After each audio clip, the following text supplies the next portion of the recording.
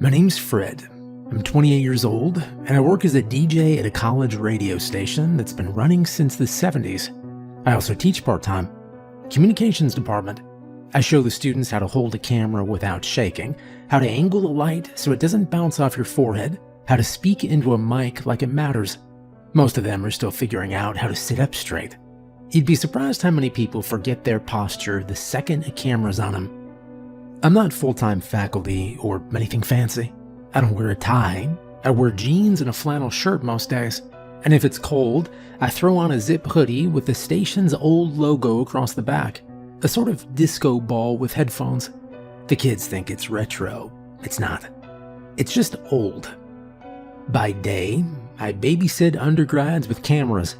By night, I play 70s disco at 2 in the morning from a dusty booth with faded carpet and a wall of old soundboards. And I mean old. Some of the sliders have tape labels from DJs who are probably grandfathers now. There's one board that still says, "Do not touch this knob, Jerry," in red Sharpie. Nobody knows who Jerry is. The board still works, mostly. I didn't plan on ending up here. It started as a joke, really. After college, there's this weird limbo time where you're too old to be a student, but not quite settled into being a grown-up. You take odd jobs, weird gigs, things that don't look good on a resume, but pay just enough to keep your lights on. This was one of those jobs. I figured I'd run the station for a semester, maybe 2, while I figured out what I actually wanted to do. And that was 4 years ago. Now, I've got keys to 3 different rooms in the media building. My own parking space, even though it's technically visitor, and a drawer in the break room fridge labeled "Fred, do not touch," which everyone touches anyway, usually just for the creamers.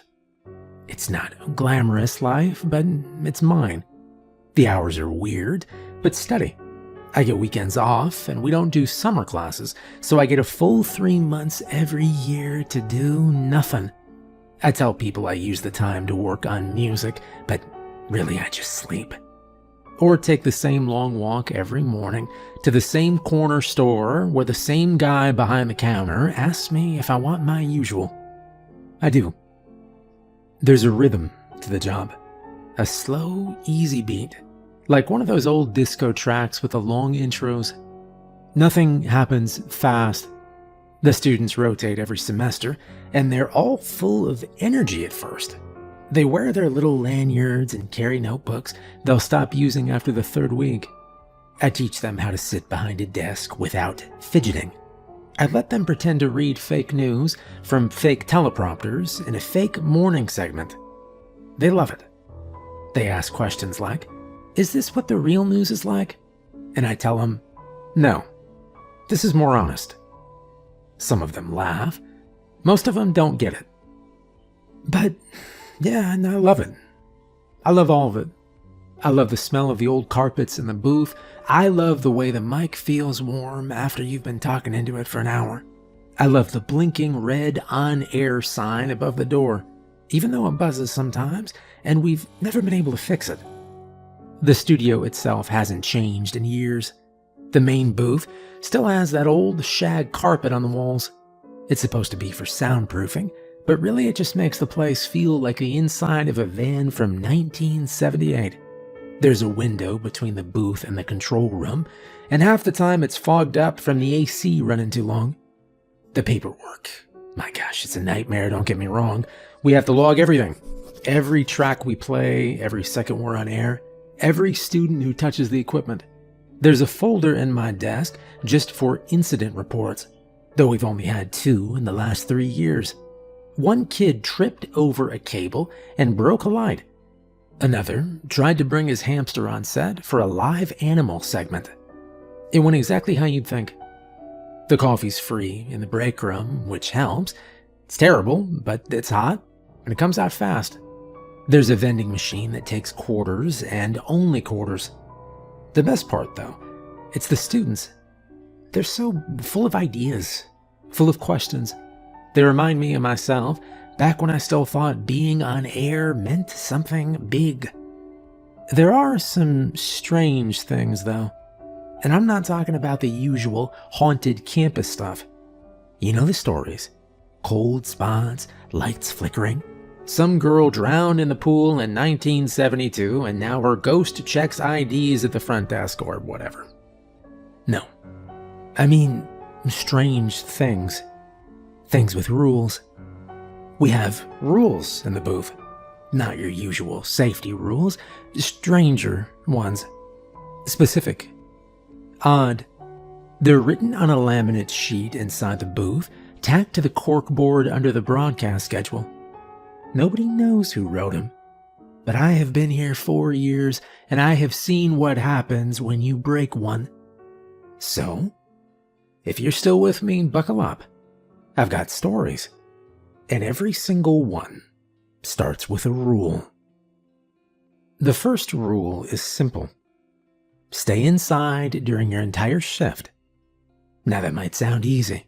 You're thinking, Fred, why would I even leave? It's 2 a.m.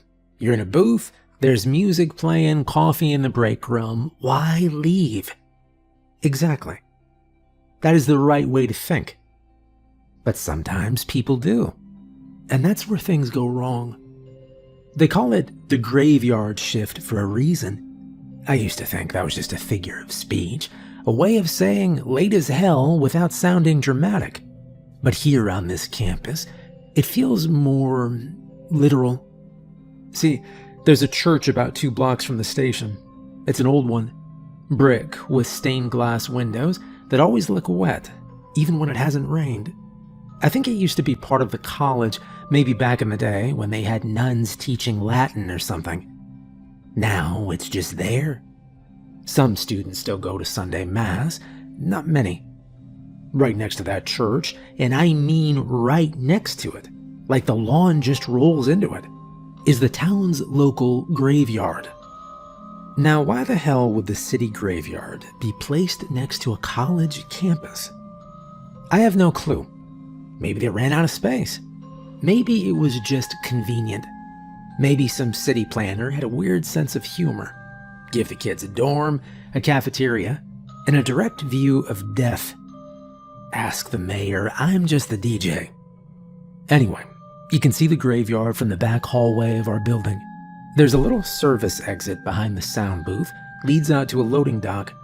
If you stand there and squint, you can see the fence. It's not a tall fence, maybe 4 feet, chain link, topped with those twisty metal bits that never seem to rust. Thing is, people say weird stuff happens down there at night. And no, I don't mean college kids passing around beer in brown paper bags. That happens too. But that's not what I'm talking about. And it's not pranksters either. We've had our share of dumb kids throwing toilet paper over the trees or sticking plastic forks into the quad grass.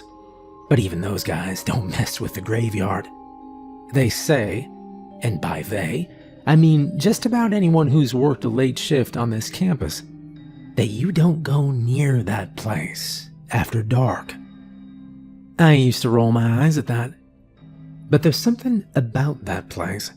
Something that makes your skin feel too tight if you stare at it too long. One of the old tech guys, Rick, been around since the 80s, still has a ponytail and a pager. He told me something once. We were both refilling the vending machine with quarters, and he just sort of said it without looking up. Don't mess with somebody's home, he said. I thought he was talking about the graveyard being creepy. He said, no, man, I mean that literally. That's their home now. The dead. It's their place. And they don't like company. It's rude, right? Imagine you're trying to sleep and some college kid stumbles in, knocking over the lamps, making a bunch of noise. You wouldn't like it either, he said. Then he handed me a Snickers and walked away like he hadn't just said the creepiest thing I'd ever heard. I didn't believe it then, not really. But over the years, I've heard stories, little ones, like how phone alarms go off if someone steps outside after midnight, or how all of the campus cats stare at you if you try leaving through the front door. But then, there's the big story, the one we don't talk about much. About 3 years ago, someone on the night shift went missing. His name was Will. I didn't know him well. He was just filling in. I think it was between jobs. One of those guys who showed up with a clipboard and a new set of headphones, ready to learn the ropes. Nice. He was a nice guy. Quiet. He used to hum along to Earth, Wind, and Fire. One night during his shift, he left the building, said he was going to stretch his legs. He never came back. At first, we all figured he quit. People do that sometimes. It's a college job. You don't need to hand in 2 weeks' notice if you're just running late-night playlists and drinking stale coffee. But when he didn't show up the next week, and his stuff was still in his desk, people started asking questions. A week later, they found him in the lake, face down, lungs full of water. No signs of struggle, no bruises, no injuries. Just drowned, fully clothed, still had his lanyard on. The cops came by, asked their questions, made us hand over the CCTV from the station. We all crowded into the control room, expecting to see nothing, maybe a glitch, maybe him just walking out and never coming back. But the footage showed something different. It showed Will walking out the back exit, hands in his pockets, whistling, calm as anything. He walked right past the dock, past the fence, and toward the graveyard. That was the last time anyone saw him alive. I still remember the angle of the camera, all grainy and flickering like it always was. The way the motion light turned on just long enough to show his face before he stepped into the dark. After that, the rule got written down, taped to the booth wall, laminated, red marker. So now, even when I'm bored, even when the booth is hot and the hallway smells like old burritos and I really want to stretch my legs, I don't. I stay right here, where it's warm, where it's safe, where the music plays and the lights stay on and the back door stays locked. I keep the walks for when the sun's out. The second rule is just as simple as the first. Keep the show running no matter what. If you've ever worked in radio, you probably already know what dead air is. Dead air is silence. It's when the station is live, the transmitter's on, and there's nothing going out. No music, no voice, no commercials, just nothing. Doesn't sound like a big deal, but it's basically the worst thing you can do as a DJ. It means you've messed up. It means you weren't paying attention. And most of all, it means you've made people uncomfortable. No one likes silence on the radio. That's the whole point of the job, to keep it moving. Keep people company while they drive or work or lie awake at 2 a.m. wondering why they're still awake. When it's quiet, people notice. It pulls them out of their lives, makes them start thinking. Sometimes too much. That's why DJs talk so much. Even when we've got nothing to say, we fill the space. Weather updates, birthday shoutouts, long rambles about the history of a song no one asked for. Doesn't matter. It's not about what you say. It's about not stopping ever. We even have an alarm for it. If there's more than 5 seconds of silence, the high-pitched tone goes off in the booth, loud enough to make your ears ring, louder than any fire alarm. First time I heard it, I thought something exploded. It only ever happens when someone's new or something breaks. You've got to be really out of it to let air go dead. But sometimes it's not your fault. Sometimes the silence creeps in anyway. I remember the first time it happened under my shift. It was a Wednesday, around 3:10 a.m., back when we still did a listener's choice segment. I was flipping through vinyl, trying to find the right Earth, Wind, and Fire track for a guy who claimed he'd just gotten engaged. I guess September felt romantic to him. I was mid-sentence when everything cut out. Mic was on. Turntable was spinning. But the board light blinked red. Dead air. And the alarm screamed. I panicked, of course. Hit every button I could reach. Switched tracks, turned knobs. Nothing. It only lasted 10 seconds. But the second the sound kicked back in, the phone rang. Now that's not unusual by itself. We get calls, requests. Sometimes someone just wants to say hi, or complain that a track played last week wasn't the original version. But this one felt strange. I picked up and said my usual, "You're on air with Fred at WZNU. What can I spin for you?" There was a pause. Then a woman spoke. Her voice was soft, polite, old-fashioned almost. She sounded like someone reading from a script, but gently, like she'd rehearsed the call in her head for days. She said, "I was wondering if you could play Just the Way You Are by Billy Joel. That was our wedding song. Me and my husband's." I said, "Sure, yeah, no problem. When was the big day?" Another pause. She said, "August 9th, 1979. Now, I know people love their oldies, but most of our callers weren't even born in the 70s. I figured it was someone pulling a prank. Happens sometimes. Still, I had the record, so I played it. Thought that would be the end of it. It wasn't. She called again the next night. Same time. Asked for the same song. Then again 2 nights later. Always polite. Never loud or rude. I started recognizing her voice. She had a kind of calm that stuck in your ears, like church bells heard from a distance. Eventually, I asked her name. She said, "Mary. Mary Glass." That name stuck with me. Felt old somehow. I told one of my friends about it, a journalist who works out of the city.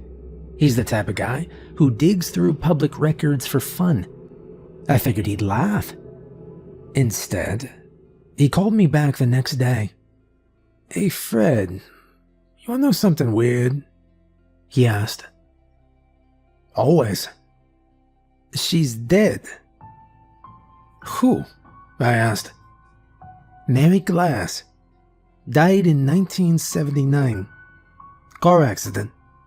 3 months after her wedding. Says so in the archives. There's even a picture. Looks a little like my grandma," he said. I thought maybe it was someone using her name. Maybe a relative. Some weird college project. But we kept getting the calls. Even now, sometimes during the night shift, when things go quiet for too long, the red light on the phone blinks. No ring, just blinks. And if you answer, which I don't anymore, you'll hear her. Always polite. Always thankful. The weirdest part, she doesn't know she's dead. She talks like she's still living in it. 1979. Tells stories about her husband mowing the lawn, about getting ready for their honeymoon, about the way her dress fit funny at the shoulders. Like it's all still happening. The problem is, once you pick up, she keeps calling. No matter what track's playing, no matter what segment, she finds a way to break in.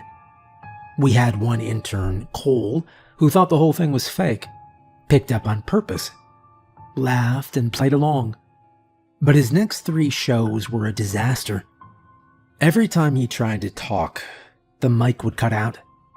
Every time he played a record, the sound would bend and slow. And the phone kept blinking, non-stop. We finally had to pull him off the schedule. He didn't come back the next semester. Now we just don't answer. Let it ring, let it blink. Whatever happens, don't stop the show. You see, the dead think dead air is an invitation. That silence, the kind you only get at 3:17 a.m., when the world's holding its breath, that's when they slip through. People fill the spaces you leave empty with their own hopes, wishes, opinions. And that's true for the dead, too. Especially the ones who don't know they've passed on. So we fill the air every second, even if we have to ramble, even if we just hum into the mic.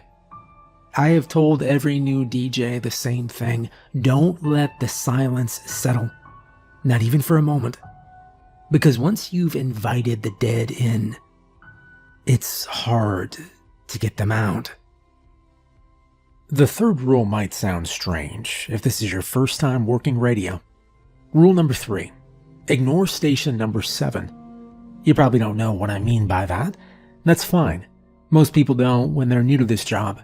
It's one of those things that doesn't come up in normal conversation. But if you spend enough time in this building, working the booth late at night, you'll learn fast. Sometimes Station 7 will call. You'll be in the middle of a track, maybe sipping your coffee, maybe flipping through the weather script, and then the phone rings, or the fax machine starts, or your email pings with a subject line that just says Green FM. You'll look at the number. It won't show up like a normal call. No area code, no ID, just a number 7. Sometimes it's written out, Station 7 calling. Sometimes it just says 7. Ignore it. Don't answer, don't reply, don't even open the message if you can help it. The first time it happened to me, I was halfway through a Bee Gees set, More Than a Woman spinning on the turntable, when I knocked over my coffee. The mug tipped and clattered against the console, spilling lukewarm coffee across the playlist log. I swore under my breath and grabbed a handful of napkins from the drawer. That's when the phone light blinked. Bright red, silent. Just one word on the screen. 7. I wiped my hands and reached for the receiver, still shaking droplets off my fingers. Before I could pick it up, the light shut off. No ring, just that quick flash, then nothing. The booth felt off after that. I couldn't explain it, but something in the room had shifted. Like the moment you realize someone's been standing behind you longer than they should have. The next morning, I told Rick about it. He was crouched at the vending machine, swapping out quarters. He didn't look up when I spoke. "You had a call come in last night. Missed it. The screen just said 7. You ever seen that before?" I asked. He paused for a beat, slipped another coin into the slot. He asked me if I answered. "No, knocked over my coffee, barely missed it," I said. He nodded slowly, quiet, and he said that's probably for the best. He fished a candy bar out of the tray, still didn't look at me, and he told me that Station 7 used to be local, and they've been off the air for a long time. That was all he said. Then he walked off. Now in radio, when we say a station's gone dark, we mean it's gone off air. Could be temporary, loss of funding, technical problems, whatever. But sometimes it's forever. We call those dark stations, still listed in old registries, but gone, static, ghost on the frequency. Station 7 was one of those. Back in the 70s, it was a real place. Green FM 95.9. They used to broadcast from a big farmhouse on the edge of town. Rumor was, it started as a hippie operation, all incense and protest songs. But if you ask the older staff, they'll tell you it was something else entirely. A cult. Back then, that wasn't so unusual. New Age stuff was all over the place. Love, freedom, barefoot dancing in the fields. And sometimes, religion. Homemade religions. The kind where everyone smiles too wide and no one ever leaves. Station 7 was popular though. Played the biggest hits. Always had callers. People said the music had this warmth to it, like it hugged you through the speaker. And then one summer, the whole place burned down. No survivors. Some say it was an accident. Some say it wasn't. Either way, the building's still there. Or what's left of it. The land never sold. The town just built around it, like trying to avoid eye contact with a bad memory. And yet, they still call. Station 7 still rings us sometimes. We've got faxes with full playlist, handwritten, neat cursive, with dates from 1974, artists no one plays anymore, jingles that don't exist in any archive. Once, a new intern replied to one of the emails, hit reply all like it was a joke, typed, "Ha ha, you guys still broadcasting from the afterlife?" He didn't sleep for 2 days after that. Wouldn't tell us why. There are other dark stations out there too. Not just here. There's one in Nebraska, next to an old goat farm. I don't know what happened to them, but the story goes that the animals kept breaking free, always running toward the transmitter tower. They stopped fixing the fence after the 3rd time. There's another in New York, used to sit under a bridge. No DJ, just a looped voice reading poetry and crying. People said the broadcast made you feel like jumping. They shut it down after the 3rd body. One in Chicago. I've only heard stories. People claim it was a doorway to something else, like a hallway that never ends. They say you could hear footsteps in the background of every track. Most of them don't reach out, but Station 7 does. So here's the rule. Ignore them. The 4th rule is easiest to follow, in my opinion. Rule number 4. Leave a cup of coffee by the door at the end of your shift. At the end of each night, after the last track fades and the booth goes quiet, we do a wrap-up. It's informal, just whoever's still around. Usually a student intern, sometimes one of the tech guys if something broke mid-show. We go over how the broadcast went, make sure everything ran clean, and talk through anything strange that might have happened. A faulty mic, a late call-in, something skipping on the turntable. Little things like that matter more than you think. These meetings are called post-mortems.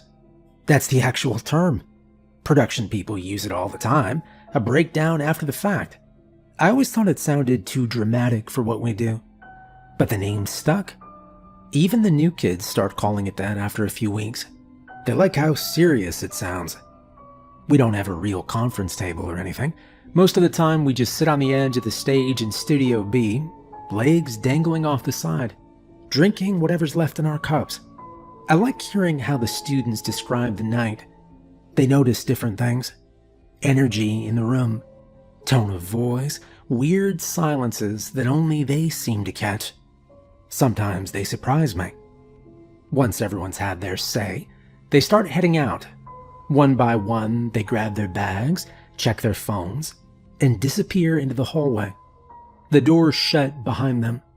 The lights turn off, one switch at a time, and then the building is still.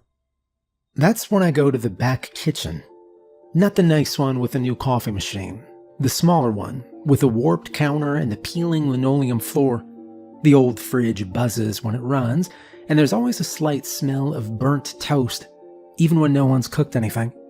It's tucked away behind the break room, down a short hallway that never feels quite long enough. The red mug sits on the top shelf of the cabinet. Everyone knows it's there. Wide handle, heavy ceramic, chipped near the rim. Bright red. The kind of red that doesn't fade with time. You grab it, rinse it out, and make one last cup of coffee. Just black, no sugar, no cream. You set it by the door. Not the front entrance, not the glass one with a campus seal. The side door next to the soundproof hall. The one people forget is even there. Right under the emergency light. That's where the mug goes. You place it carefully on the little wooden bench against the wall. Handle turned outward. Steam rising, if you're quick enough with the brew. Then you leave. I never skip this step. No one does. Not even the students. If I forget to remind them, they'll remind me. It's just something we do. I asked Rick about it once, back when I first started. He told me it was a habit. Said the person who closes the station has always left something behind, going all the way back to the 70s. Coffee most times. Once, he said, someone left a bottle of Coke and came back to find the cap unscrewed and the label peeled off. The red mug became the standard. Rick also said something I never forgot. He told me his grandma believed red was a color that could be seen from the other side, not just noticed, but understood. The color of blood, the color of breath, life clinging to the edge of everything. He said coffee was the drug of the living, and maybe, if the other kind of folks were passing through, they'd see the red, smell the coffee, and move on. Nobody watches the mug. Nobody stands around to see who or what takes it. But every morning, when the first person unlocks the building, the cup is empty. Doesn't matter how early. Doesn't matter if the person opening is a student or a janitor or one of the professors checking in early for a recording session. The cup is always empty. One time, I decided to leave early. Figured the intern could lock up. Been a long night. Didn't feel like waiting around. I skipped the coffee. Told myself it was tradition, nothing more. Next morning, the back door was open. Just an inch. Like someone had pushed it, but didn't step through. No one had checked in yet. I made the coffee after that. Every single night. I don't know if it matters. I don't know who drinks it. Maybe it's superstition. Maybe it's the only thing keeping the walls here from falling inward. All I know is that this place runs smoother when the mug is full and warm before I leave. You don't always need answers. Sometimes you just need to follow the rules. Well, it's been 4 years and change since I first walked into the station. Just meant to be a gig. Few semesters while I figured things out. A pause between what I thought was college life and whatever came after. But I stayed. Some people keep photo albums. Some people keep journals. Me? I've got playlists. Dozens of them. Labeled by date, mood, weather. I can tell you exactly what I was doing on a rainy Thursday 3 years ago just by what track I queued up. The records never lie. I've seen the rules posted on the wall 1,000 times. Most folks stop noticing them after a while. They blend into the corkboard, somewhere between the fire escape diagram and the outdated flyer for improv night. But I look at them every shift. Make sure they're still there. Make sure nothing's changed. Because the rules work. I have followed them, every one. Stayed inside, kept the airwaves full, ignored the calls I wasn't supposed to answer, left the coffee, always in the red mug, always warm, always gone by morning. And in return, the station has stayed quiet. Mostly. There are nights the booths feel just a little too still. Lights take a second longer to come on. The mic buzzes faintly, even when it shouldn't. I don't mention those things in the post-mortem. No reason to spook the new kids. They'll find their rhythm soon enough. Rick says he's probably retiring next year. He didn't make a big deal out of it, just mentioned it while cleaning the vending machine. I think he's tired, and I don't blame him. The building's starting to show its age. Carpets worn down to the threads in the sound booth. Ceiling tile over Studio B still leaks when it rains too hard. But the signal's clear. The turntables are still spinning. Last week, one of the students lingered after class, said she liked the quiet hours, asked if I thought she could handle the night shift. I asked if she was good at following instructions, and she said yes. I told her to memorize the rules. She nodded. Some places run on schedules. Others run on people. This one runs on rituals. and they only work if someone keeps them going. If you ever take this job, good luck, and follow the rules.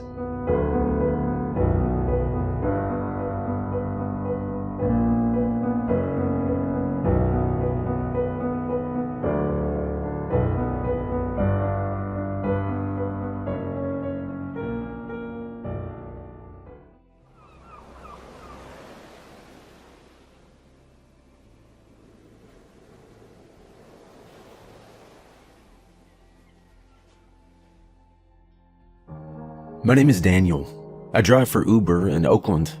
I used to study engineering at Cal State East Bay. I liked statics and load calculations. I liked knowing how much a beam could hold before it failed. If something cracked, there was a reason. If a structure leaned, you could measure why. There was comfort in that. Driving nights in Oakland, well, it doesn't work like that. I usually log in around 8 p.m. and I stay out until 4 or 5 in the morning. The money's better after dark. Surge pricing hits around the bars near Lake Merritt. Airport runs stack up near Hagenberger Road. Late-night hospital pickups come in from Summit and Highland. If you know when to position yourself near International Boulevard or Broadway, you can make enough to cover rent and chip away at loans. But nights also mean you see everything. I've been punched once on International near 42nd. A guy got in already angry, said it took too long even though I was there in 3 minutes. He swung before I could say anything. Split my lip on the steering wheel. I finished the ride anyway. Someone tried to yank my door open at a red light near 73rd Avenue. I had it locked. He banged on the window with something metal and ran when traffic moved. A woman's boyfriend leaned through my driver's side window outside a liquor store near Fruitvale Bart and told me if I drove off without her, he'd follow me home. I waited. She got in. He didn't follow. One night outside Eastmont Mall, a kid no older than 16 grabbed for my phone mount while I was stopped. I shoved him back and drove off before he got a grip. It happens. You work anyway. Oakland at night is specific. International Boulevard smells like exhaust and fryer grease. Lake Merritt reflects red and blue police lights across the water after midnight. The stretch of 98th Avenue near the Coliseum turns empty after 1:30 a.m., except for warehouse workers and the occasional car creeping too slow. Drivers talk. Not officially. Just small comments while you're waiting in the airport queue or parked near a 24-hour gas station. Don't idle in alleys off Eads Avenue. Don't accept pickup points that land inside fenced industrial lots near the Port of Oakland. Don't circle Lake Merritt after midnight if the route loops twice. And if you're near 98th and you see trash piled near the curb at 2 in the morning, cancel the ride. Most of it sounds like paranoia or superstition. Drivers work alone too long and start inventing patterns. I didn't pay attention at first. If a pin showed up, I drove to it. If it paid surge, I kept it. Bills don't care about rumors. My coverage area is mostly East Oakland and the lower hills. I take rides from West Oakland BART down to San Leandro Street. I've driven up Joaquin Miller Road more times than I can count. I've waited outside the Port of Oakland gates hoping for a decent freight working tip. I've done airport runs from Hagenberger at 3 in the morning when the roads are empty and the Bay Bridge glows in the distance. You learn how to scan people real fast. Shoes, hands, eyes in the rearview mirror. You notice who sits too close, who breathes too heavy, who won't stop staring at the back of your head. I installed a dash cam after my second week. Interior and exterior. Not because of ghosts, because of people. The first time something didn't make sense, I assumed I was tired. Long shifts will do that. When you drive 12 hours straight, the city starts to flatten. Streetlights blur. You replay the same blocks over and over. Mandela Parkway looks the same at 11 p.m. and 3 a.m. The port cranes look like metal skeletons against the sky. The water near Jack London Square sits black and still. There are normal dangers here. Robberies, fights, Drunk passengers who throw up and argue about cleaning fees, and that part I understand. You can measure that risk. You can calculate it. The other things don't fit into numbers. The first rule I broke was on 98th Avenue. It was 1:47 in the morning. I was idling near Hegenberger Road after an airport drop-off when a surge ping popped up. Pickup location: an alley off Eads Avenue, behind a row of auto body shops. Good fare. Close by. I accepted it. And that's when I learned why drivers don't stop near trash after 1:30 a.m. Case 1. The 98th Avenue Rule. The pickup ping came through at 1:47 a.m. while I was stopped near the Chevron on Hegenberger Road. It was a short ride request with a decent surge attached.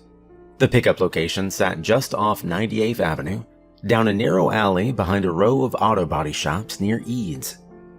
I remember thinking it was easy money. The alley wasn't well lit. One wall was corrugated metal. The other was cinder block stained dark near the base from years of runoff. 3 large green trash bins sat against the wall halfway down. A pile of black garbage bags was stacked beside them. No movement. No people waiting with phones out. I pulled forward slightly and stopped near the pickup pin. I put the car in park and turned on my hazards. The app showed the rider's name, but I didn't recognize it. No profile photo. I waited. 30 seconds passed, then 60. The alley was quiet except for the hum of my engine and a faint electrical buzz from a broken light fixture above one of the shop doors. The trash bag sat still. At 90 seconds, I leaned forward to check the map again, and that's when one of the garbage bags shifted. It wasn't wind, the air was still. The bag twitched from the inside, then settled. I stared at it for a few seconds, expecting a raccoon to burst out. Oakland's got plenty of those. The bag moved again. Slower this time, like something inside it was adjusting its position. I reached to cancel a ride, and before I could press the button, the lid of the nearest green trash bin lifted halfway up. Not fast. It rose steadily, like someone inside was pushing it with both hands. And then something stood up behind it. At first, I thought it was someone wearing a costume. It was bright green, rounded at the shoulders. The surface looked soft, almost foam-like. Its head was large and oval-shaped with 2 wide, circular eyes that reflected my headlights without blinking. It straightened fully, clearing the top of the trash bin. The skin along its side had split at the seam near the ribs, and through the opening, I saw darker tissue underneath. Not fabric or stuffing, something wet. A second shape rose from the pile of garbage bags. This one unfolded awkwardly, pushing plastic aside as it stood. It had the same bright green surface, same wide mouth stretched too far across its face. When it opened that mouth, I saw rows of small, narrow teeth packed tightly together. They didn't rush me right away. The first one waddled forward 2 steps. Its legs moved stiff at the hips, then loosened. It adjusted to the pavement like it was getting used to standing upright. And then it sprinted. It covered the distance between the trash bins and my rear bumper in, less than 2 seconds. The impact hit the trunk hard enough to shake the steering wheel in my hands. My rear camera flashed white for half a second, then went to static before returning to a distorted view. The second one ran toward the passenger side. It slammed both hands against the rear window, its face pressed flat against the glass. The green surface stretched thin around its teeth. I could see the seam splitting wider near its cheek. The plastic-looking eyes didn't blink. They just stared directly through the glass at me. Well, I shifted into drive and I hit the gas. The tires spun for a moment on loose gravel before catching. The first creature slid off the trunk, and I heard something scrape across the metal as I accelerated. I didn't look back until I hit the end of the alley. I blew through the stop sign at 98th and I turned onto Hegenberger without even slowing. My hands were tight on the wheel. My heart was pounding hard enough that I could feel it in my neck. I drove 3 blocks before checking the rear view. The alley was empty. Nobody was chasing the car, no green shapes in the road, no movement at all. I kept driving until I reached the I-880 on-ramp. I pulled onto the shoulder just before merging and I put the car in park. I stepped out. The trunk had a shallow dent just left of center. Not deep, but visible even in low light. There was a smear across the paint. Thick, dark green. It wasn't paint transfer. It had texture. Small, fibrous strands ran through it. And the smell hit me when I leaned closer. Bleach mixed with spoiled vegetables, like a dumpster behind a grocery store in summer. I wiped some of it with a napkin from my glove box. The residue stuck to the paper and left a streak across the clear coat. And I got back in my car and I drove home. The next morning, in full daylight, the dent was still there. The green smear had dried and hardened along the edge.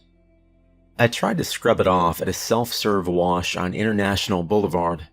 It lightened, but it didn't disappear completely. There were faint scratch marks near the trunk latch, 4 thin lines spaced evenly apart. Claw marks. I checked the ride history in the app. The pickup was marked "Canceled by driver." The rider's name had disappeared. The pickup location no longer showed the alley behind the body shops. It now sat at the front curb on 98th. I drove back that afternoon. The alley looked normal.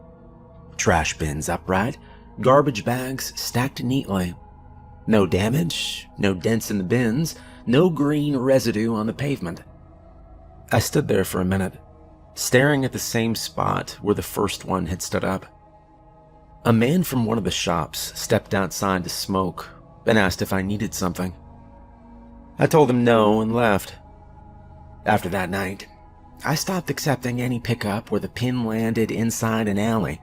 If the dot sits behind a building instead of on the street, I cancel it immediately. And I don't stop next to open trash piles on 98th Avenue after 1:30 in the morning. I don't care how high the surge is. Case 2. The Lake Merritt Loop. The pickup came in at 12:32 a.m. on a Thursday. I just dropped off 2 kids near Grand Avenue and was idling along Lakeside Drive, facing the water. The lake was flat and dark, broken only by streaks of yellow and white from the apartment buildings across the way. A light wind pushed small ripples toward the concrete edge. A few people were still out walking, but most of the park had emptied. The request popped up less than a block away. Pickup location, Lakeside Drive near the pergola. Rider name, Linda. No profile photo. I accepted it, and I pulled forward under the street lamp. The pergola sat just off the path, white columns glowing faintly under park lighting. A few benches lined the walkway. Nobody stood directly under the lamp. And then I saw her walking up from the grass. She wasn't running or waving.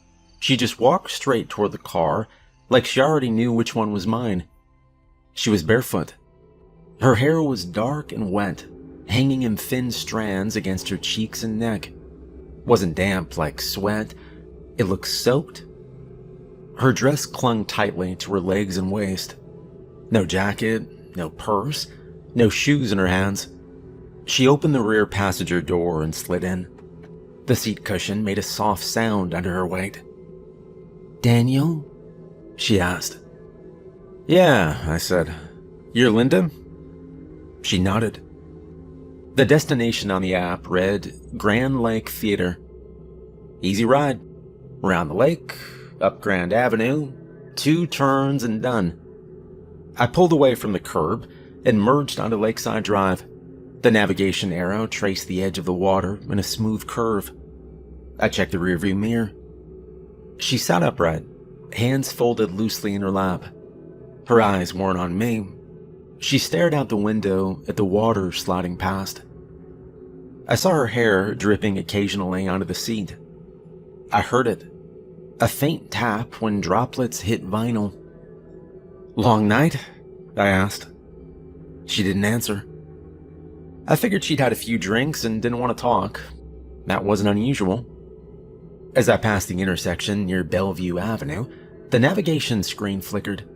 The blue arrow marking my car froze in place, even though I was still moving. The rest of the map continued scrolling forward, but the route line disappeared. The destination box at the top of the screen went blank. No address, no turn instructions, just a spinning circle. I checked my signal bars, full service. I tapped the screen twice, nothing changed. "Huh, app's acting weird," I said, half to myself. No response from the back seat. I glanced up at the mirror, and the seat was empty. I hit the brakes hard enough that my seatbelt locked against my chest. The car behind me swerved around and laid on the horn.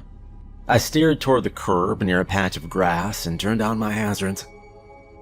I twisted around fully in my seat. The back door was closed. The seatbelt strap hung loose, still slightly angled, as if someone had just unbuckled it. The fabric of the seat was darker where she'd been sitting. I reached back and pressed my hand against it. Wet. Not soaked, but clearly damp. I stepped out of the car and checked both sides. No door closing sound, no footsteps on pavement, no splash from the water. The walkway behind me was empty, except for a couple walking a dog about 50 yards away. The lake itself looked undisturbed. I got back in and I stared at the app. The ride was still active. The timer continued counting upward. The destination field remained blank, no reroute, no cancellation notice. I tapped End Ride. The screen froze for several seconds, and then the ride completed automatically. 1 star appeared immediately. No message, no delay, just the rating. I sat there for a minute, engine idling, hazards blinking. The back seat smelled faintly like lake water, not chlorine or sewage, just that specific smell of algae and concrete that hangs near the edge of Lake Merritt in summer. I drove the rest of the night distracted. Every time I looked in the mirror, I expected to see her again. Well, the next 2 days passed without incident. Normal rides, fairly normal people. A hospital nurse from Summit. A bartender heading home near Jack London Square. A couple arguing quietly in Spanish on International. On Saturday night, I got home around 3:30 a.m. and turned on the TV while heating leftovers. KTVU was running a late-night segment about local cold cases. The anchor introduced a story about a woman who had drowned in Lake Merritt 3 years earlier. They showed footage of divers entering the water near the pergola, yellow police tape strung between trees, candles arranged along the railing. Then they put her photo on screen, and I stopped moving. Dark hair, narrow jawline, small scar just above the left eyebrow. The exact same scar I'd noticed in the mirror when she turned slightly toward the streetlight. They switched to the driver's license photo. It was clearer. Same face, same slight asymmetry in the mouth, same thin nose, same eyes. I walked closer to the TV. The report said she'd left a bar near Grand Avenue just before midnight. Friends said she seemed fine, but she never made it home. Her body was recovered 2 days later from the lake. Cause of death: drowning. They displayed her full name: Linda Phillips.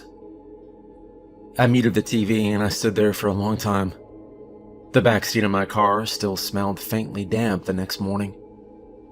I drove back to Lakeside Drive in daylight, and I parked nearby. Joggers passed. A couple pushed a stroller along the path. The lake looked harmless. I stared at the spot where she'd stepped into my car. There were no signs or markers, no memorial plaque, just concrete and water.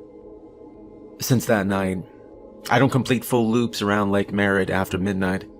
If the route circles the water twice, I reroute manually through Grand Avenue or I cut over toward Broadway. If a pickup pin lands too close to the pergola late at night, I let it expire. I have been mugged in this city. I've been punched in the face by a drunk stranger. I've had someone threaten to follow me home. Those are real dangers. You can see them coming. None of those people vanished without opening a door. And none of them left a 1-star rating after they were already dead. Case 3. The construction worker. The pickup came in at 5:10 a.m. on a Tuesday. That's the quiet hour. The bars are closed, the overnight hospital traffic slows down, the sky is still dark, but there's a gray line forming over the hills. Most of the rides at that time are airport runs or early shift workers. The request came from Mandela Parkway near West Grand Avenue. Rider name, Carlos. No profile photo. I accepted it, and I pulled up along the curb beside a stretch of industrial fencing. A row of shipping containers sat across the street. A semi-truck idled 2 blocks away. He was already standing there when I arrived. Hard hat in one hand, reflective vest over a long-sleeve shirt, work boots dusted white around the toes. He looked like he'd been up for hours. He opened the back door and got in. "Morning," he said. "Hey, yeah, morning," I replied. "You headed to work?" "Yeah, early shift," he replied. The app showed the destination as an address near the Port of Oakland, a chemical processing facility on the edge of the industrial zone, just off Middle Harbor Road. I'd driven that direction before, but I didn't remember that specific plant. He buckled his seatbelt carefully and rested his hard hat on his lap. "You, drive nights?" "Yeah, mostly," I replied. He nodded. "That's rough. I used to do graveyard. Hard on the body." His voice was steady, calm, friendly in a tired way. We merged onto West Grand and headed toward I-880. The freeway was nearly empty. A few headlights in the distance. The cranes at the port rose up like black shapes against the fading sky. "How long you been doing construction?" I asked. "Long enough," he said with a small smile. "Pays the bills." He told me about early morning concrete pours, about how the air smells different near the water before sunrise, about how he liked getting work done before the city fully woke up. It felt normal, and that sticks with me. There was nothing wrong with him. No strange smell, no odd breathing, no strange pauses in conversation. Just a normal guy heading to work. As we exited the freeway and moved deeper into the industrial area, the roads grew narrower. Warehouses lined both sides. Chain-link fences topped with barbed wire.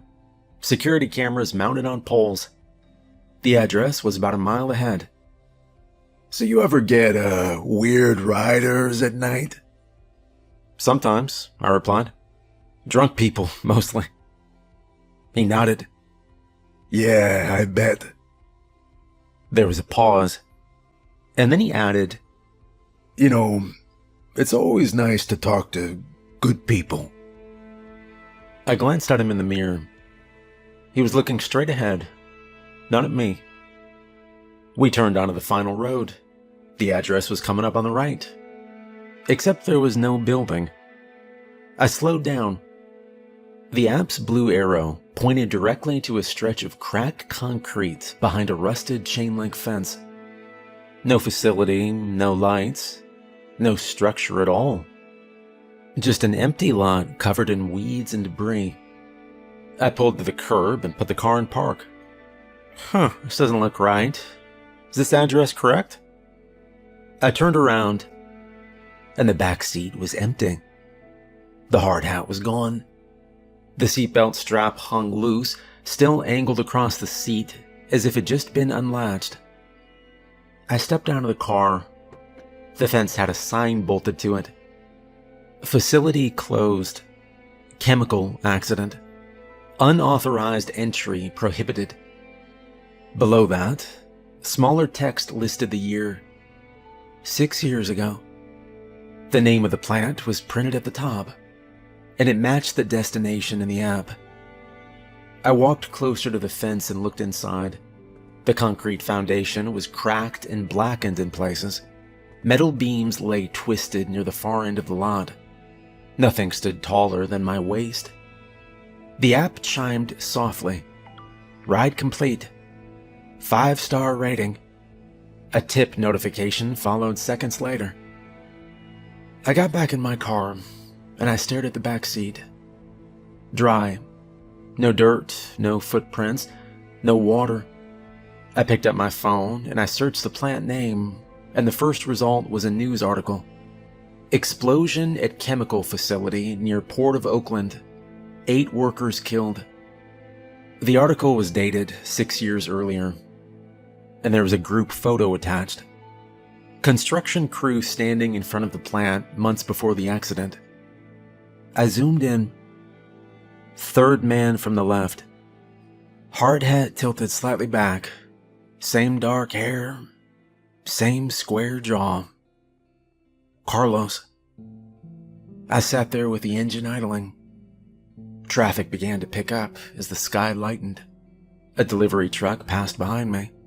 The driver didn't look twice. I checked the ride receipt in the app. Pick up, Mandela Parkway. Drop off, plant address. Time, 5:10 to 5:31 a.m. Rating, 5 stars. Tip, $8. No glitches or missing data. Everything documented cleanly. Well, I drove back toward the freeway slowly. Halfway up the on-ramp, I glanced in the rearview mirror again. Empty. I've had passengers disappear before, but this one thanked me. It's always nice to talk to good people, he said. The next time I drove past that stretch of road, I didn't look at the empty lot. I kept my eyes forward and I stayed in my lane. Some riders, they don't need a ride to get where they're going. I think they just need someone to talk to on the way. Case 4. The blood bank ride. The pickup came in at 1:18 a.m. on a Sunday. Location, International Boulevard near 14th Avenue. That stretch stays active late. Liquor stores with metal grates halfway down. A taco truck shutting off its burners. A bus idling at the stop with no passengers getting on. The streetlights throw yellow light over everything, and the pavement always looks wet even when it isn't. The rider's name was Victor. No profile photo. I pulled up in front of a closed discount store. The security gate was down. The sidewalk was mostly empty. He stepped out from behind the bus bench. He moved slowly, not injured or unsteady, just deliberate. He opened the rear passenger door and got in without hesitation. "Daniel?" he asked. "Yeah, that's me."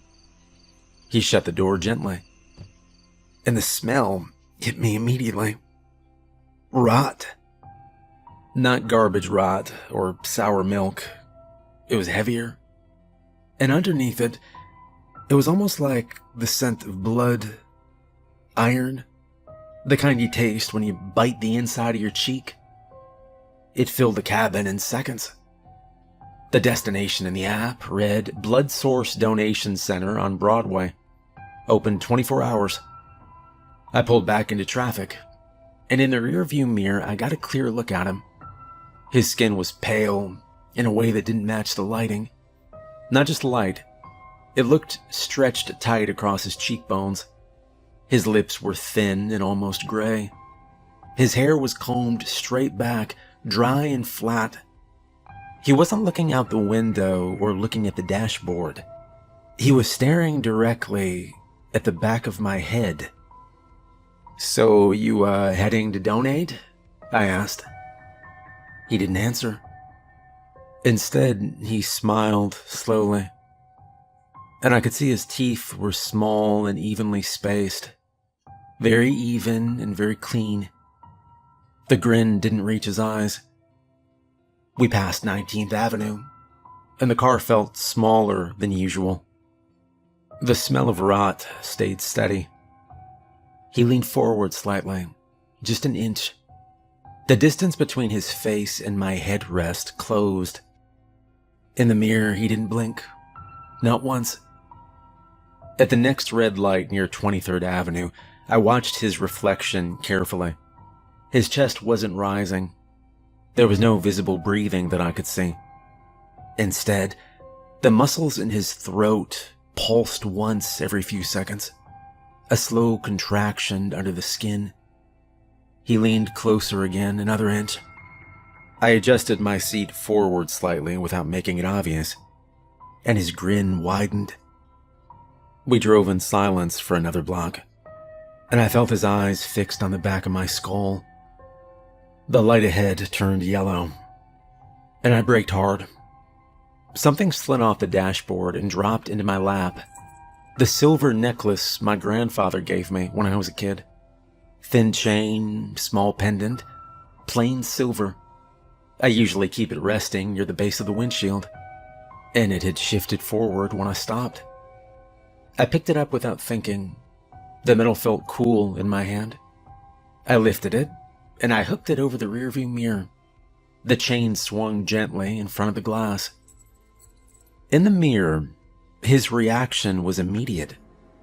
The grin vanished. His eyes shifted.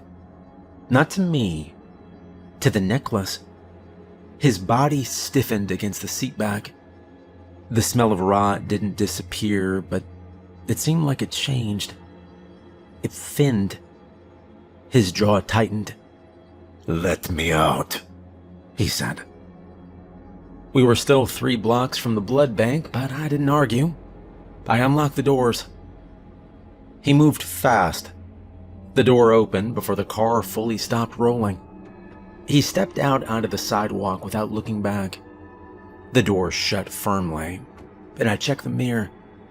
He was already halfway down the block, walking quickly toward a darker stretch of Broadway. I drove the remaining distance to the blood bank anyway. The building was lit up. A security guard stood inside the glass doors.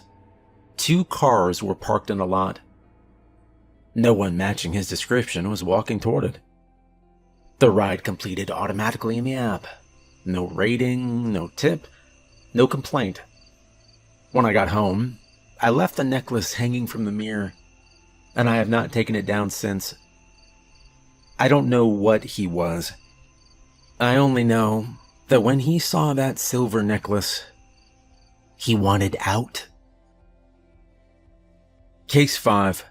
The Port of Oakland. This one happened at 2:54 a.m. on a Wednesday.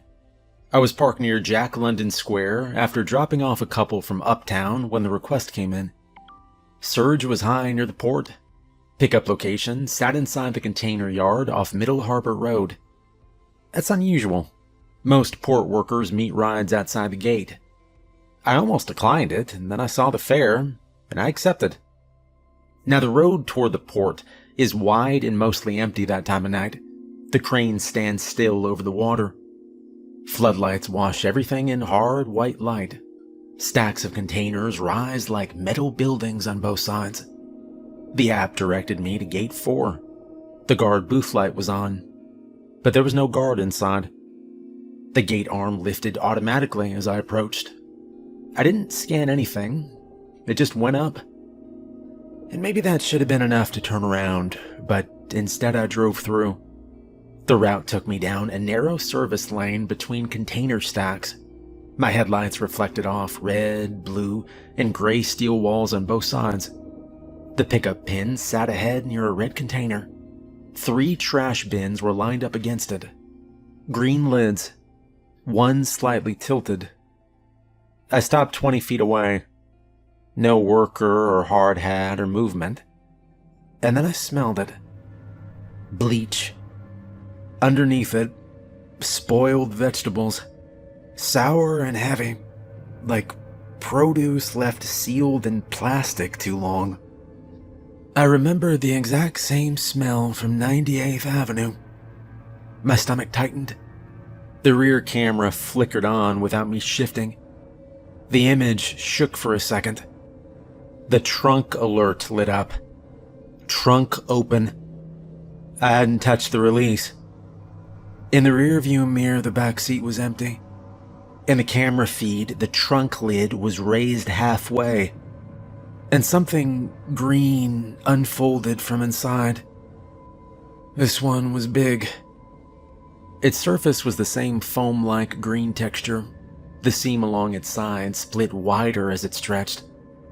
Dark interior tissue showed through the tear. It braced itself against the trunk frame. The smell intensified. Bleach and rot filled the cabin. Its mouth opened sideways along the seam. Rows of small, tightly packed teeth flexed outward. The camera glitched white, and the trunk slammed shut. The dashboard still red, trunk open. I didn't hesitate. I threw the car into drive and I hit the gas. The service lane ended at the exit gate. The gate arm was down, no guard, and I didn't slow. The bumper hit the gate hard enough to snap it free. The arm scraped across the windshield and flipped off to the side. I turned onto Middle Harbor Road and I accelerated toward I-880. In the rearview mirror, nothing followed. But the smell stayed. Bleach and rot. It filled the car like something was still inside. The trunk alert flickered twice and disappeared. I didn't slow until I was on the freeway heading north. 3 exits up, I pulled onto the shoulder near High Street. The smell faded slightly when I stopped. I stepped out and walked to the back of the car, and the trunk was open. Empty. Spare tire, jack, emergency kit.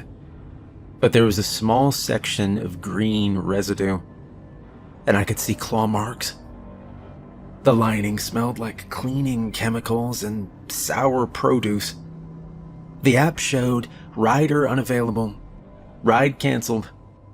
No rating, no profile, just gone. Case 6. The airport pickup. Now, this last story happened just after midnight at Oakland International.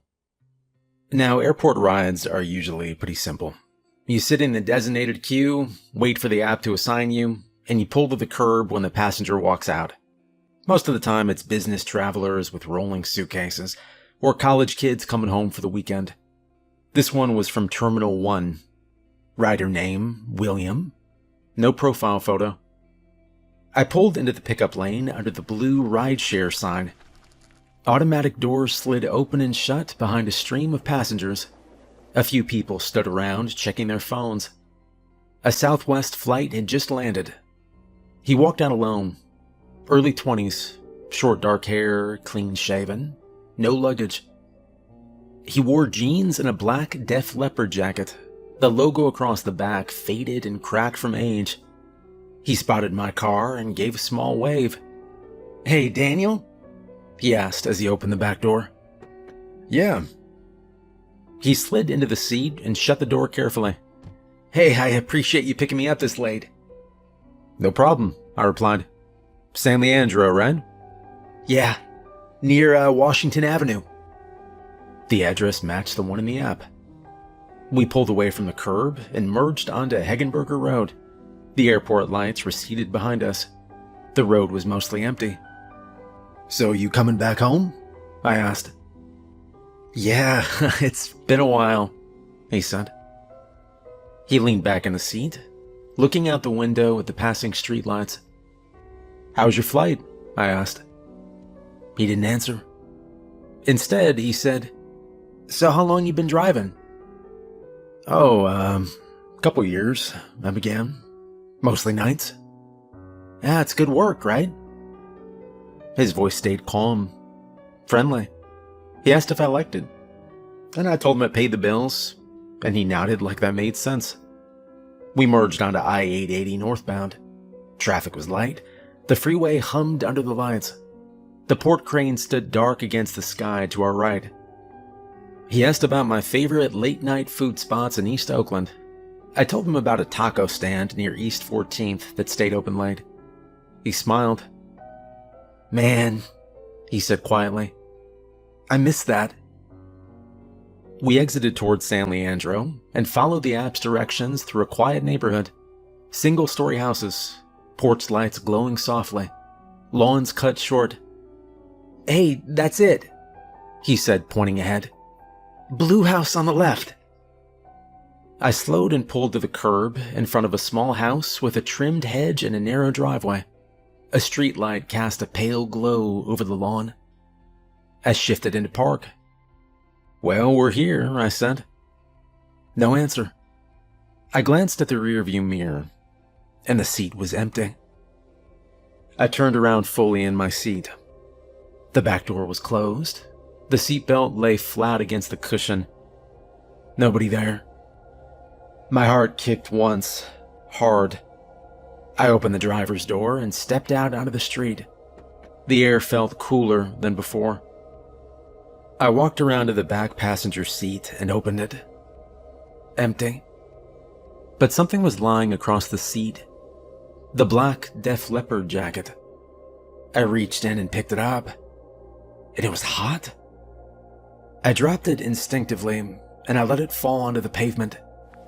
As it hit the ground, I noticed holes burned through the fabric near the shoulder and low back. Not torn, burned, edges blackened and stiff. I scratched the back of my head, trying to make sense of it. The front door of the blue house opened then. An older man stepped out. He wore jeans and a gray t-shirt. He looked at me calmly. Everything all right? He asked.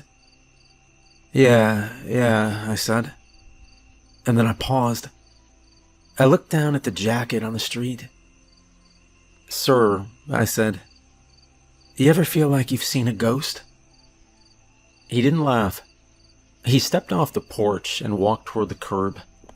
He bent down and picked up the jacket carefully.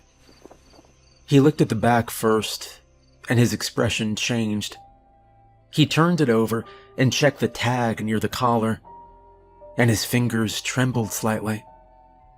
My son used to have a jacket just like this. He looked closer at the name written inside the tag. William Price, Jr. He didn't say anything for a long moment. Neither did I. He was 22, the old man began. Plane crash. 23 years ago today. Flight out of Oakland. He kept staring at the name on the tag. I didn't know what to say. We talked briefly. The older man's name was William. After a minute or two, I got back into my car and I closed the door gently, and he kept his son's jacket. The ride in the app showed completed. 5-star rating. As I pulled away from the curb, I looked once more in the mirror. I think he just wanted to go home. Well, I don't drive nights anymore. I tried switching to daytime shifts for a few weeks. Airport runs in the morning, office commuters downtown, grocery store pickups in Alameda. Felt different with the sun out. City looked smaller. But it didn't change what had already happened. Every time somebody got in the back seat, I checked the mirror twice. Every time I smelled something out of place, my hands tightened on the wheel. Every time the app froze for half a second longer than usual, my stomach dropped. So I stopped. I sold the car to a guy in Hayward who didn't ask many questions, cleared what I owed on it, took a job that keeps me inside most days. I still drive sometimes, just not for strangers. I don't go near 98th Avenue at night. I don't circle Lake Merritt after dark. I don't take calls from the port, and I don't sit in airport queues past midnight. I keep the silver necklace hanging from the mirror in my new car. I don't leave it on the dashboard anymore. It stays up where I can see it. Some nights, when I'm stopped at a light, I still check the back seat out of habit, and it's always empty. But every now and then, when I pass a trash bin sitting too close to the curb, or when I drive by Lake Merritt and I see the water sitting flat under the streetlights, or when a plane flies low overhead on approach to Oakland International, I think about the rides I finished and the ones I didn't. I think about the construction worker who just wanted to talk before work. I think about the woman who never made it out of the lake. I think about the thing that grinned in the mirror until silver swung between us. And I think about William Price Jr., 22 years old, 23 years gone. Oakland has real danger, real violence, real reasons to keep your doors locked. But sometimes the rider gets out before you stop. Sometimes the back seat empties without a sound. And sometimes, I think they're just trying to get back home.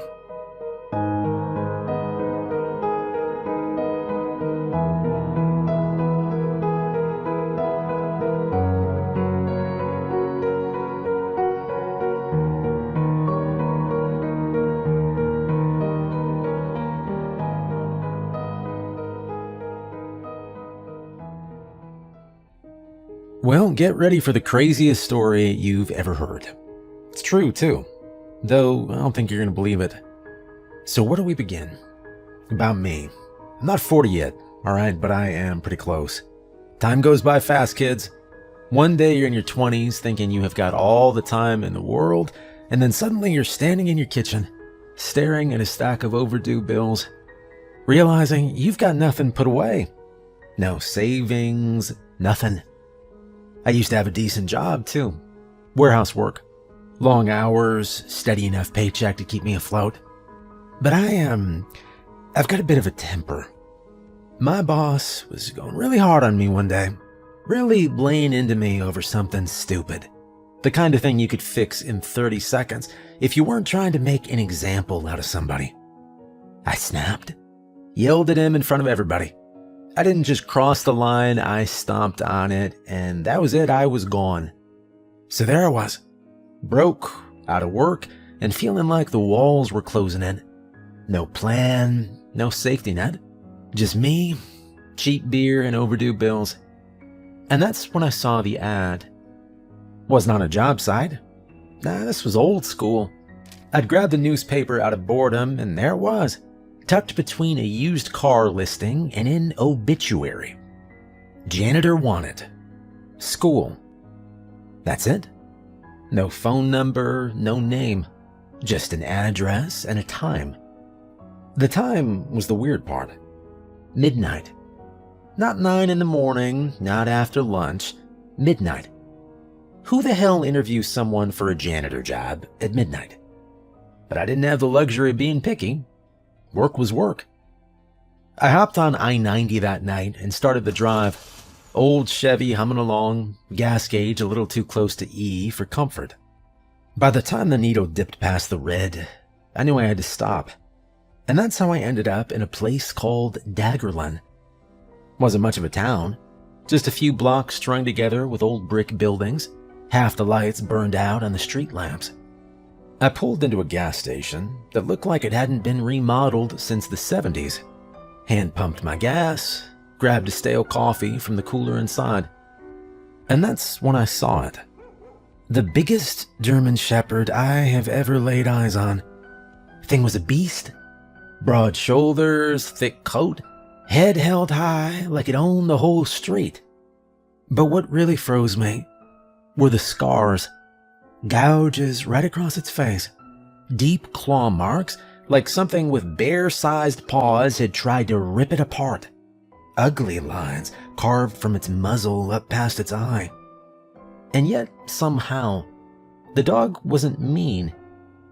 It stood there in the middle of the street, looking at me with this strange, thoughtful tilt of its head, like it was deciding whether I belonged. And then its tail wagged. It held my stare for another second, and then turned, trotting off into the dark like it had better things to do. Maybe it was going to fight another bear. I pumped my gas, climbed back into the Chevy, and drove the rest of the way. By the time I found the school, it was creeping up on midnight. The place sat on a low hill at the edge of town, hulking in black against the sky. No cars in the lot, no lights in the windows.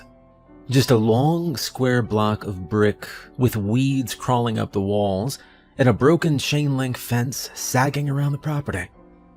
The sign out front was so faded you could barely read it. Letters had peeled off, the school's name half gone. The marquee's bulbs buzzed weakly, a few stubborn ones sputtering yellow lights over the cracked pavement. I parked near the steps and killed the engine. The building loomed over me, dark windows lined up in rows, like eyes that hadn't blinked in years. The front doors groaned when I pushed them open. Inside, the hallway stretched out in both directions, dim and uneven under old lights. Some of the fixtures flickered, others were dead entirely, leaving patches of shadow broken up by sudden bursts of light. Display cases lined the walls, their glass fogged and streaked. Trophies sat inside, dulled to a dirty bronze, and plaques hung crooked beside class photos, so faded the faces looked more like smudges than people. My boots echoed sharp against the tile as I walked, each step bouncing back at me, louder than it should have. I found the front office and stepped inside. No receptionist, no principal, just an empty desk, a single chair pushed back like somebody had left halfway through standing up, and one sheet of paper sitting dead center. It said, "Hi, Tommy. You've got the job. Congratulations." Underneath, in thick, kind of angry handwriting that looked like someone had hammered each letter with a black marker, was another line. "All 6 rooms must be cleaned tonight, no matter what. If you do not clean them, you will die." Okay. I folded the paper back up and put it in my pocket. You can call me stupid, but I am the kind of guy who notices weird little things. Superstitions cling to me like lint. If I walk under a ladder, I will apologize out loud. If I step on a crack, I will kick the curb and mutter something until I feel okay. I keep an old coin in my wallet I rub when I'm nervous. Stupid, yeah, sure, but weird little rituals have gotten me through worse nights than this. Standing there in the empty office with that sentence in my pocket, my palms started sweating.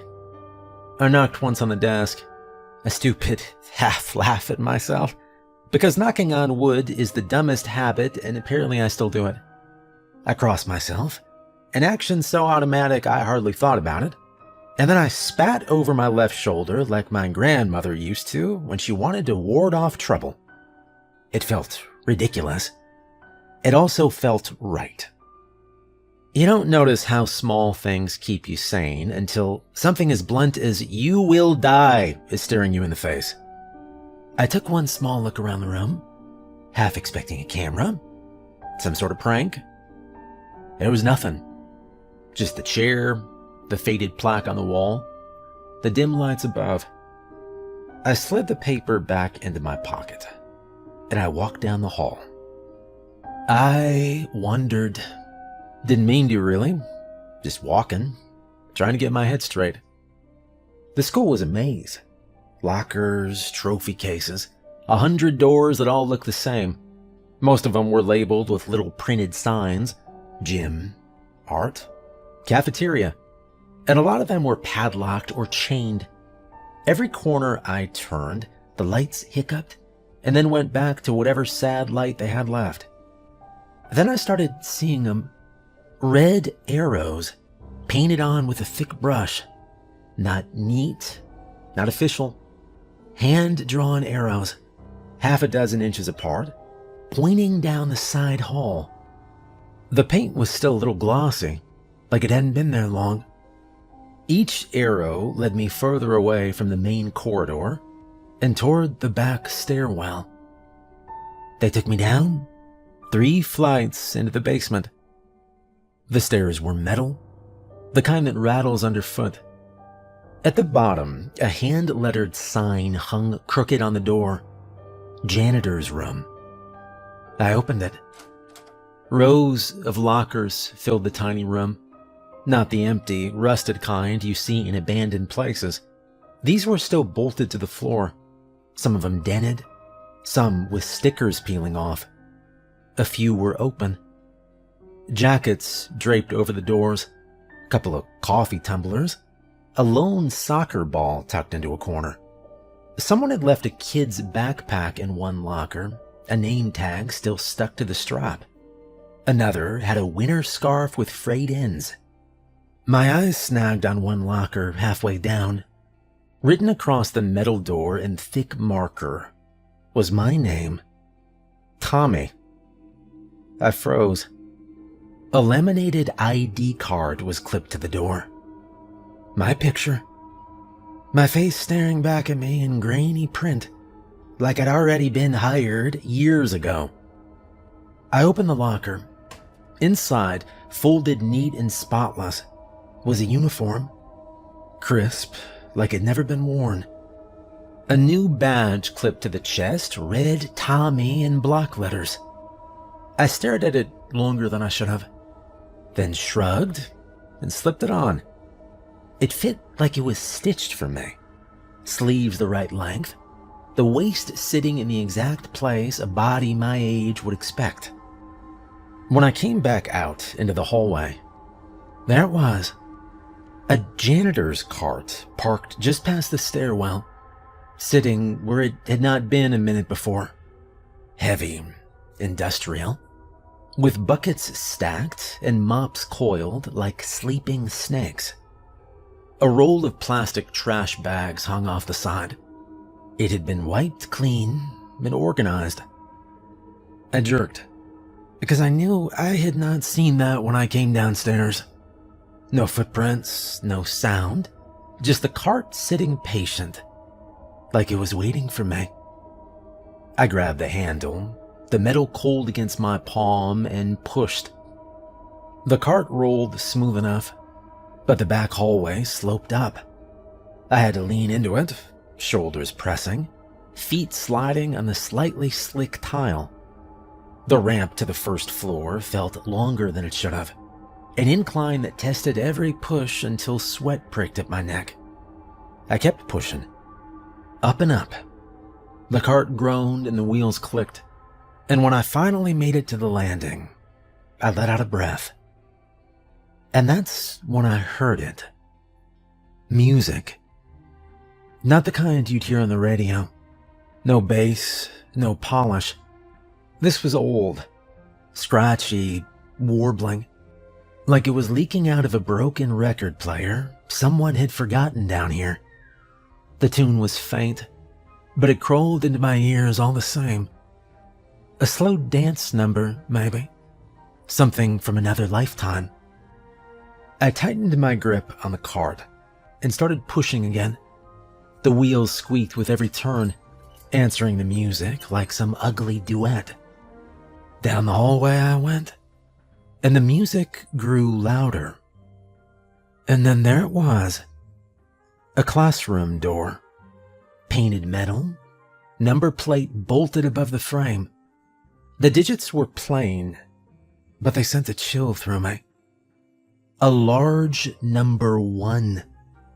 This was the first room. The music was pouring out from behind it, muffled, steady. I parked the cart beside me, wiped my palms on the brand new uniform, and stared at the handle. The door creaked when I pulled it open, hinges shrieking like they hadn't been used in decades. The music hit me full in the chest now, clearer, sharper, the kind of tune you'd imagine echoing through some grand old ballroom. Violins, a soft piano, the faint thrum of strings keeping time. I pushed the cart in, rubber wheels thumping over the lip of the door, and froze. The classroom wasn't a classroom anymore. Hell, wasn't anything I'd expect to see inside a school. The walls stretched high and arched in glittering plaster, chandeliers swaying just slightly overhead, light spilling down like moonshine. There was a gleaming dance floor, polished enough to see my own reflection in it. And on that floor, dozens of people. Couples dressed in suits and gowns straight out of some history book. Women in flowing dresses with lace gloves. Men in waistcoats and tailcoats, hair slicked back, shoes shining like mirrors. They moved in slow, perfect unison, gliding across the floor as the music carried them. Their faces were pale, features drained of color, like photographs that had come to life. Not one of them looked at me. The door clicked behind me. I spun. The handle rattled once in my grip, then locked with a final metallic snap. Great, I muttered. My throat was dry. I turned back toward the dancers. They hadn't stopped, still moving, still twirling, skirts brushing over the floor, shoes tapping in rhythm.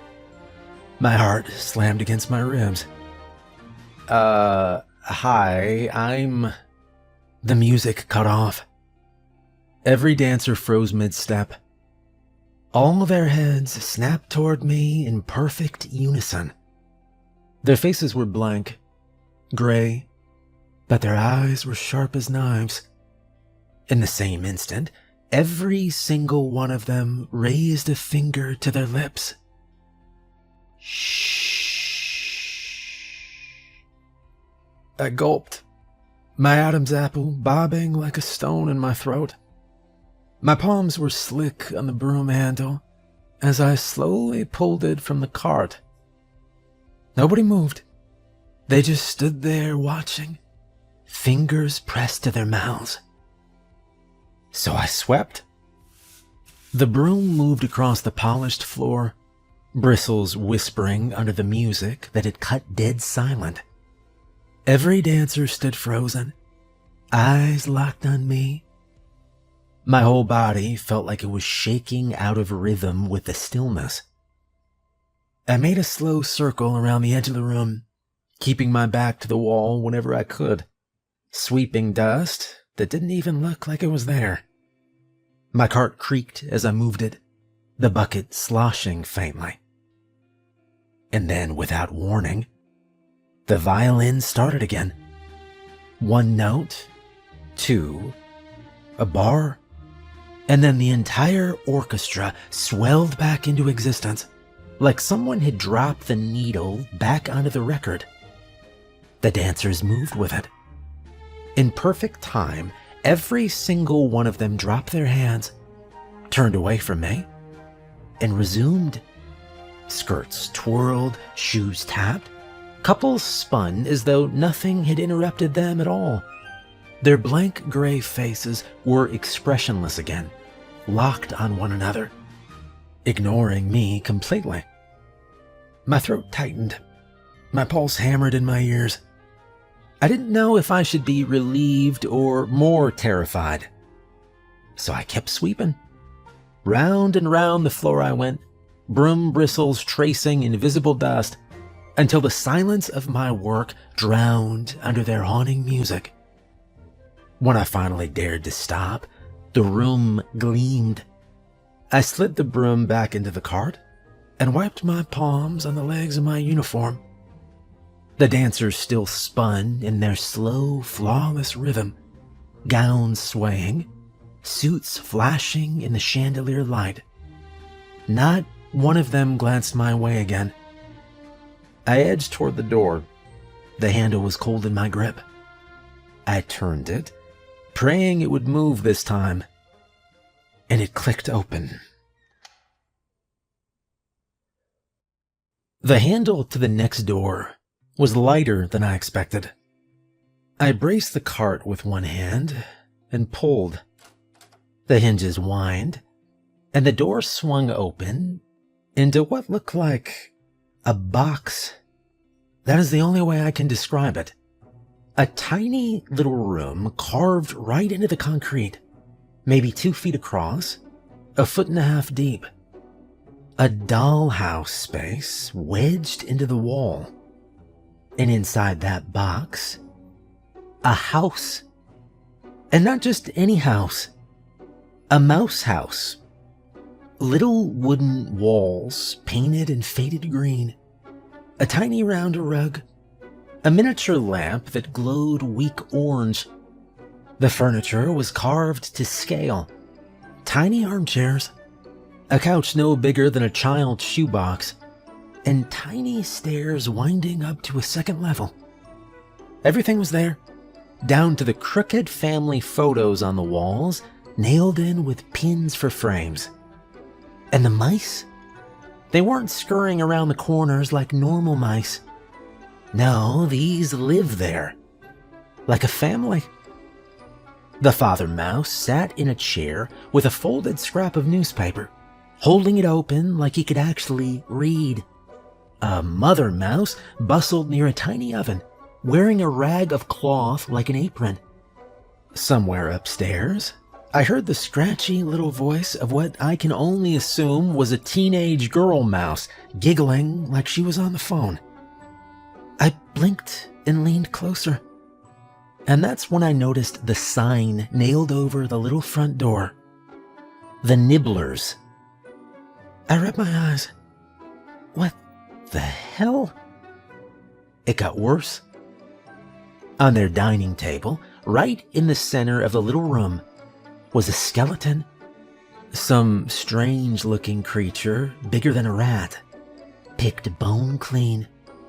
Every rib gleamed white. The skull was smooth and hollow, jaw still open, like it'd gone down screaming. And the mice didn't seem to mind. The mother fussed with the oven. The father turned another page of his tiny paper. The daughter mouse kept chattering upstairs. I let out a shaky breath and reached for a rag. It was insane. Absolutely insane, but the paper in my pocket still burned against my leg. All 6 rooms must be cleaned tonight. So I crouched down, dipped the rag into the bucket, and carefully wiped down the base of the miniature mouse house. I scrubbed around their door, dusted their porch, and even polished the brass doorknob smaller than a pea. The father mouse lowered his newspaper long enough to glance at me. His whiskers twitched. And then, calm as anything, he raised a tiny paw and gave me a wave. My mouth went dry. I forced a nod back, finished wiping, and backed the cart slowly away from the box. The door shut with a soft click. The next door was marked room 3. My hand shook a little on the handle, but when I opened it, I just about laughed. A classroom. Rows of old desks bolted to the floor. Chalkboard across the wall. A globe in the corner gathering dust. No dancers, no music, no mouse family waiting for me in a box. Just a room. So I swept. I mopped. I emptied a bin filled with nothing but crumpled math worksheets. When I finished, I stood there waiting for something to happen, but nothing did. So I left. Room 4 was the same.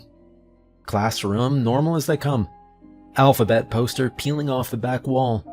Books stacked crooked in a shelf. I half expected the letters to rearrange themselves into something obscene, but they didn't. The floor was just dirty tile. The desks were just desks. I swept. I mopped. I wiped the blackboard clean. Nothing. And this, somehow, was almost worse. The first 2 rooms, yes, had been insane. These They were boring, plain, which made me start thinking maybe this was a trick. Lull me, soften me, get me to breathe easy so the next door could bite twice as hard. I rolled the cart back into the hallway. The wheels squeaked once, echoing down the empty corridor, and I realized my shirt was plastered to my back with sweat. 4 rooms down, 2 to go. Room 5. The handle was bloody when I grabbed it. My stomach turned. My gut screamed, "Don't open it." But that note in my pocket burned hot against my leg. All 6 rooms must be cleaned tonight. So I pulled. The hinges wailed, and the door swung open. The sound hit me first. Chopping. A cleaver. Heavy and merciless, slamming into wood and bone. Each blow thudded in my chest and rattled through the floor. The room wasn't a classroom. No desks, no chalkboard. Just rows of chains dangling from the ceiling, each one ending in a hook. Slabs of meat swung from them, dripping steady onto the tile below. Some cuts I could almost convince myself were animal. Sides of beef, hunks of fat, slabs of muscle. But others had shapes that twisted my stomach. A curve that could have been a rib cage. A length of pale flesh with joints too much like knees. A bundle of something that looked sickeningly familiar. But I kept my eyes down. I didn't want to know. At the back of the room stood the source of the chopping. A butcher. He was massive, shoulders so wide they swallowed the light. A filthy apron clung to him, stiff with reddened stains. His cleaver was the size of a shovel, and he swung it with ease, each strike splintering wood, spraying flecks of blood across the floor. From his skull curled 2 thick, ridged horns, catching the light like wet stone. The chains clanged, the meat swayed, and my heart jammed itself into my throat. I wanted to run, but the door behind me clicked locked, same as the others. I was trapped. Okay, just clean, I thought. The broom bristles scraped across the tile, grease smeared. Little bits of bone and God knows what rattled into a pile. The smell of iron clung to everything, coating the back of my tongue. There was the chopping sound, and then silence. I froze mid-sweep. My broom hovered just above the floor. Slowly, I looked up. The butcher had stopped.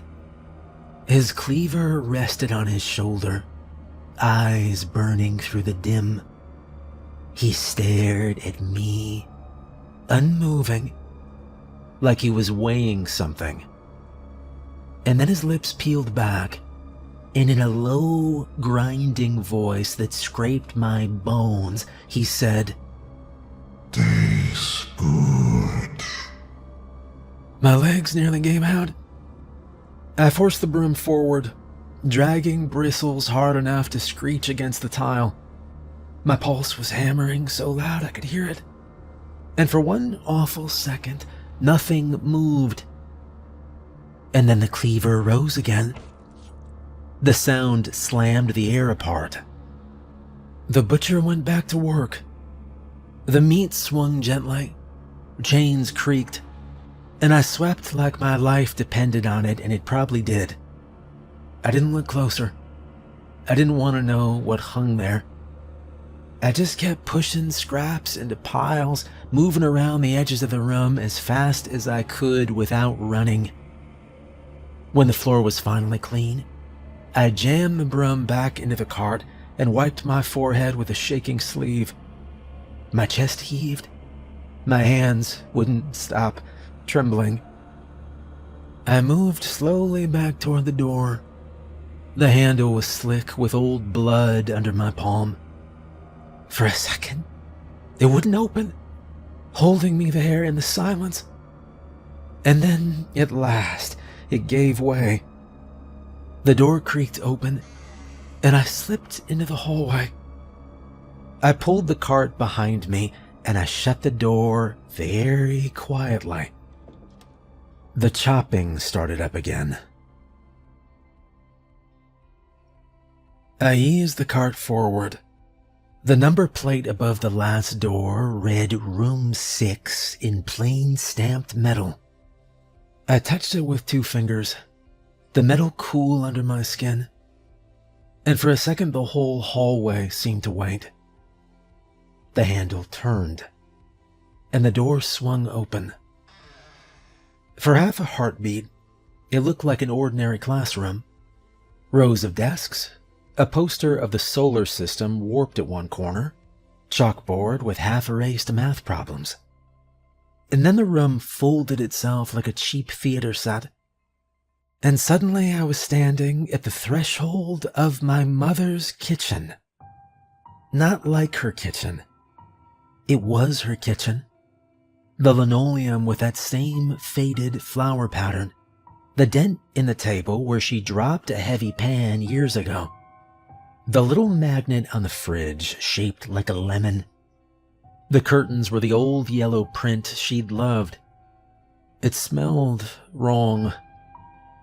And there she was, sitting at the head of that table, hands folded like she was saving them for a prayer. She looked like the photos that never got old. The woman who used to stand in the doorway when I came home late, arms crossed, one eyebrow cocked. Her dress was a faded floral, the same one she'd keep for Sundays. Her face was the face I knew better than my own. She smiled the way she had when I was a kid. "Tommy," she said, voice small and like a creak in the hall. "I've been waiting for you." Something in me shut down and opened all at once. The note in my pocket turned cold. All 6 rooms must be cleaned tonight, no matter what, or you'll die. My mouth felt like gravel. I took a step forward, the cart rattling behind me, and the room settled around us. The table was set, plates, cups, a loaf of bread half sliced, a casserole dish steaming like it just come from the oven. It was obscene and domestic at once, like a postcard from a life that hadn't been taken apart by time and trouble. "Ma, you look good. You look like you did." She cut me off with that smile. "You're home," she said. Sit, eat. Don't be funny now. Tell me everything." I sat, because my legs had stopped being useful for anything else. I watched her spoon gravy over my plate the way she always had, the motion automatic. We talked. She asked me about the weather like that was the news that mattered. I told her about the drive, about the job, and she nodded and said she was proud. She asked, too, about the man I used to work for. I told her I'd been fired. She pursed her lips and said something about pride. She looked at me then, long and steady, and for the first time since I'd walked in, she asked only one thing. "Stay with me," she said. I didn't answer right away. I looked down at the plate in front of me, at the neat curl of potatoes, at the steam rising in slow, innocent spirals. My head filled with other sounds, the ballroom music, the little mouse voices upstairs. the cleaver's rhythm far away. She watched me, her hands folded on the table, patient and small. "Give your old mother a hug," she said. I stared at the plate a few seconds, counted the steam curls like they were seconds on a clock. Then I stood. The chair legs scraped the linoleum. My hand found the box cutter clipped to the cart, the little silver blade clicking out behind my back, with a sound that felt too loud in that quiet kitchen. She opened her arms. I took the 2 steps to her, close enough to see the tiny lines at the corner of her eyes, close enough to smell the gravy cooling on the plate between us. I didn't say anything. I reached in like I was gonna hug her, and I drove the knife into her chest.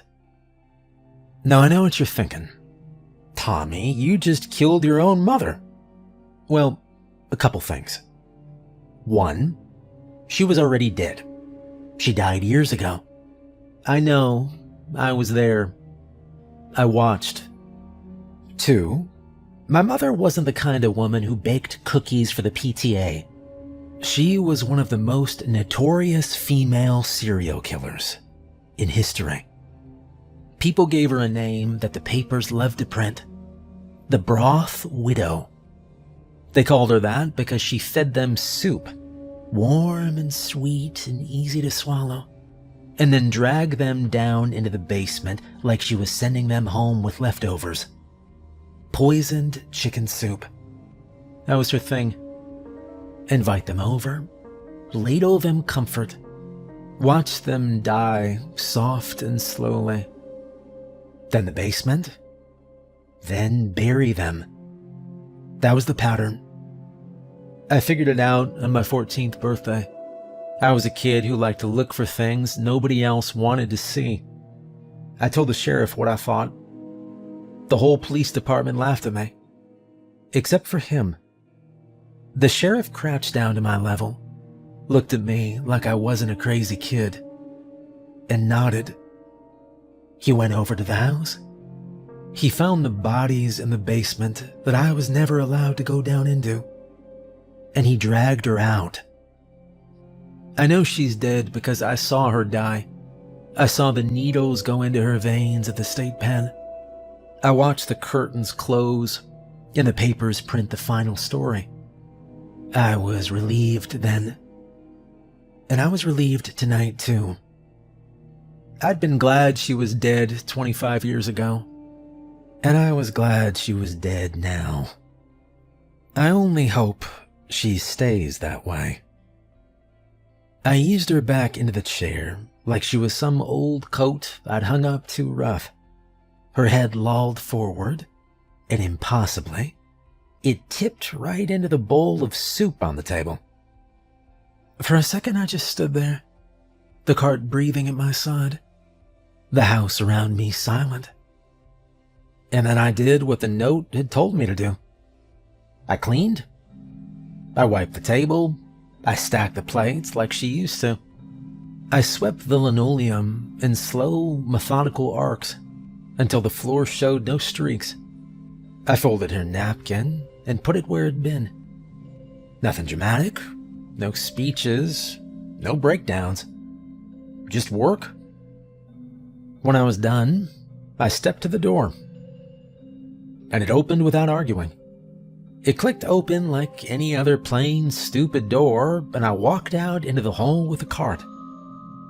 Back downstairs, the janitor's room was the same as it'd been when I left it. Lockers, the dented soccer ball, that one coffee thermos with a cracked lid. But on the bench, folded and plain as daylight, was a stack of cash. Exactly $500. No note, no fanfare, just the money, sitting there like payment for a night's work. I picked it up.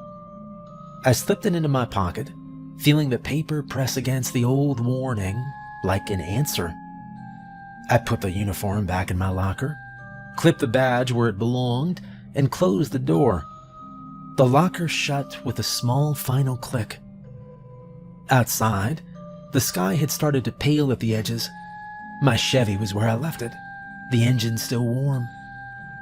I started the truck and pulled out of the lot. As the tires crunched over the gravel, I glanced in the rear view at the hulking shape of the school. And I just drove slowly home. So yeah, you're probably thinking this whole story is made up. Probably think I'm crazy. Maybe you heard the part about the ballroom and the mice and the butcher and your head did that little tilt. Like, wait, what? Maybe you think the same thing is to burn the place down or call someone or drive away and never look back. But, you know, I'm almost 40 and I'm tired. I don't know what's going to happen next. But honestly, I am a damn good janitor. Let's be real, those other janitors probably died, horrible, gruesome deaths. But I bet they didn't sweep like I do. So yeah, call me crazy, but the pay's good. I kind of enjoy it. The hours are quiet, and hell, somebody's got to do it. And if my mother shows up again tomorrow, I'll just kill her again. Yeah, I'm gonna keep this job.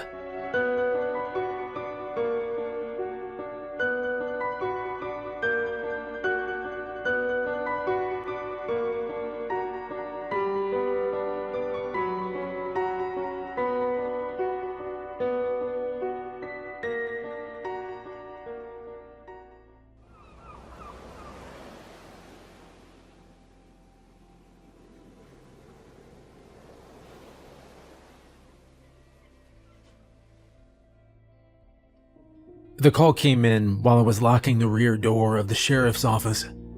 "Sheriff Russell," I said into the radio. "We've got a missing child," Dispatcher Harlan said. 8-year-old male. Last seen about 20 minutes ago near the retention basin off Larcombe Road. I stopped where I was. The key stayed half turned in the lock. "Name?" I asked. "Nolan Rigg. Harlan replied.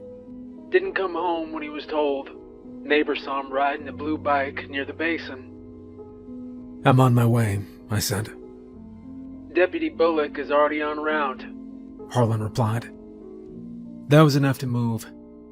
I locked the door, crossed the lot, and got into my cruiser. The engine turned over on the first try. I pulled out with the lights on and headed east, past the grain elevator and the closed feed store, then out onto the stretch of road where houses thin out and fields take over. Larcombe Road runs straight for a mile, then drops into a shallow basin where the county carved out a retention pond decades ago. It's not a scenic place. It's a low spot designed to hold water when the rain comes down hard enough to overwhelm the ditches. The pond sits in a concrete bowl surrounded by reeds and tall grass, with storm drains feeding into it from 3 directions. A handful of houses sit back from the road behind long gravel drives. An old baseball field borders the far side, its backstop bent and its dugouts half collapsed. When I crested the dip, I saw the lights before anything else. Deputy Bullock had her cruiser angled across the shoulder, headlights cutting across the grass and the concrete lip of the basin. A woman stood in the beam with both hands locked on top of her head. A small blue bicycle lay on its side near the mouth of a culvert. I parked behind her and stepped out. Bernice Bullock was standing near the front of her cruiser, facing the culvert. She was 5'2", late 40s, about 110 pounds on a good day. She didn't fill space, and she didn't draw attention to herself. What she did was stand still and watch. She'd been with the department long enough that I didn't need to ask what she'd already noticed. "Sheriff," Bernice began. "Bike's his. Culvert entrance is open. Mom's right there." I nodded and walked past her toward the woman in the headlights. "Ma'am," I said, "I'm Sheriff Russell. Is Nolan your son?" "Yes," the woman said. He was just outside. I mean, he was just right here. I told him to stay where I could see him. He was riding his bike back and forth, and I went inside to check dinner. When I came back, he was gone. About how long were you inside? I asked. I don't know. A few minutes. Okay. What was he wearing? Red shirt, she said. Gray shorts, black shoes. I nodded once and stepped away so Bernice could move in and keep her focused. I walked back toward the bike and crouched. The chain was still on the gear. The front wheel was turned hard to the left, like it'd been dropped without slowing. One handlebar grip was scuffed. The grass around it was pressed flat in a short line, leading toward the culvert opening. The culvert fed into the retention pond under the road.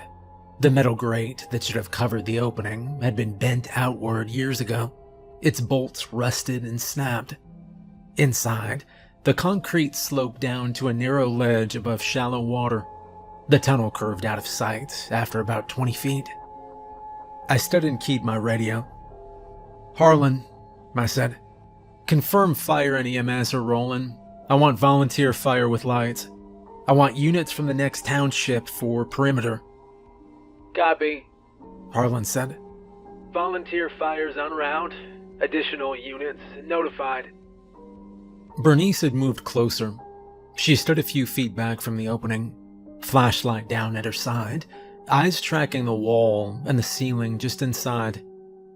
There's a maintenance line tied into this system, Bernice said. Runs under the old ball field. I nodded. Big enough to walk? Well, parts of it, Bernice said. Kid-sized most of the way. That mattered. If Nolan went in on his own, he might not have come back out without help.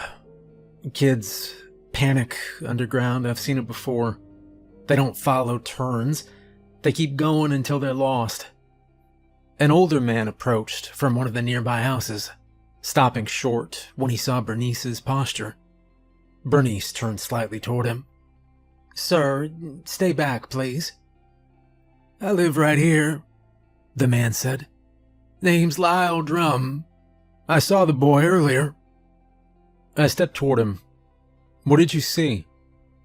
Well, he was riding his bike, Drum said, near the basin. You see anyone else with him? I asked. Drum hesitated, then lifted his chin toward the culvert.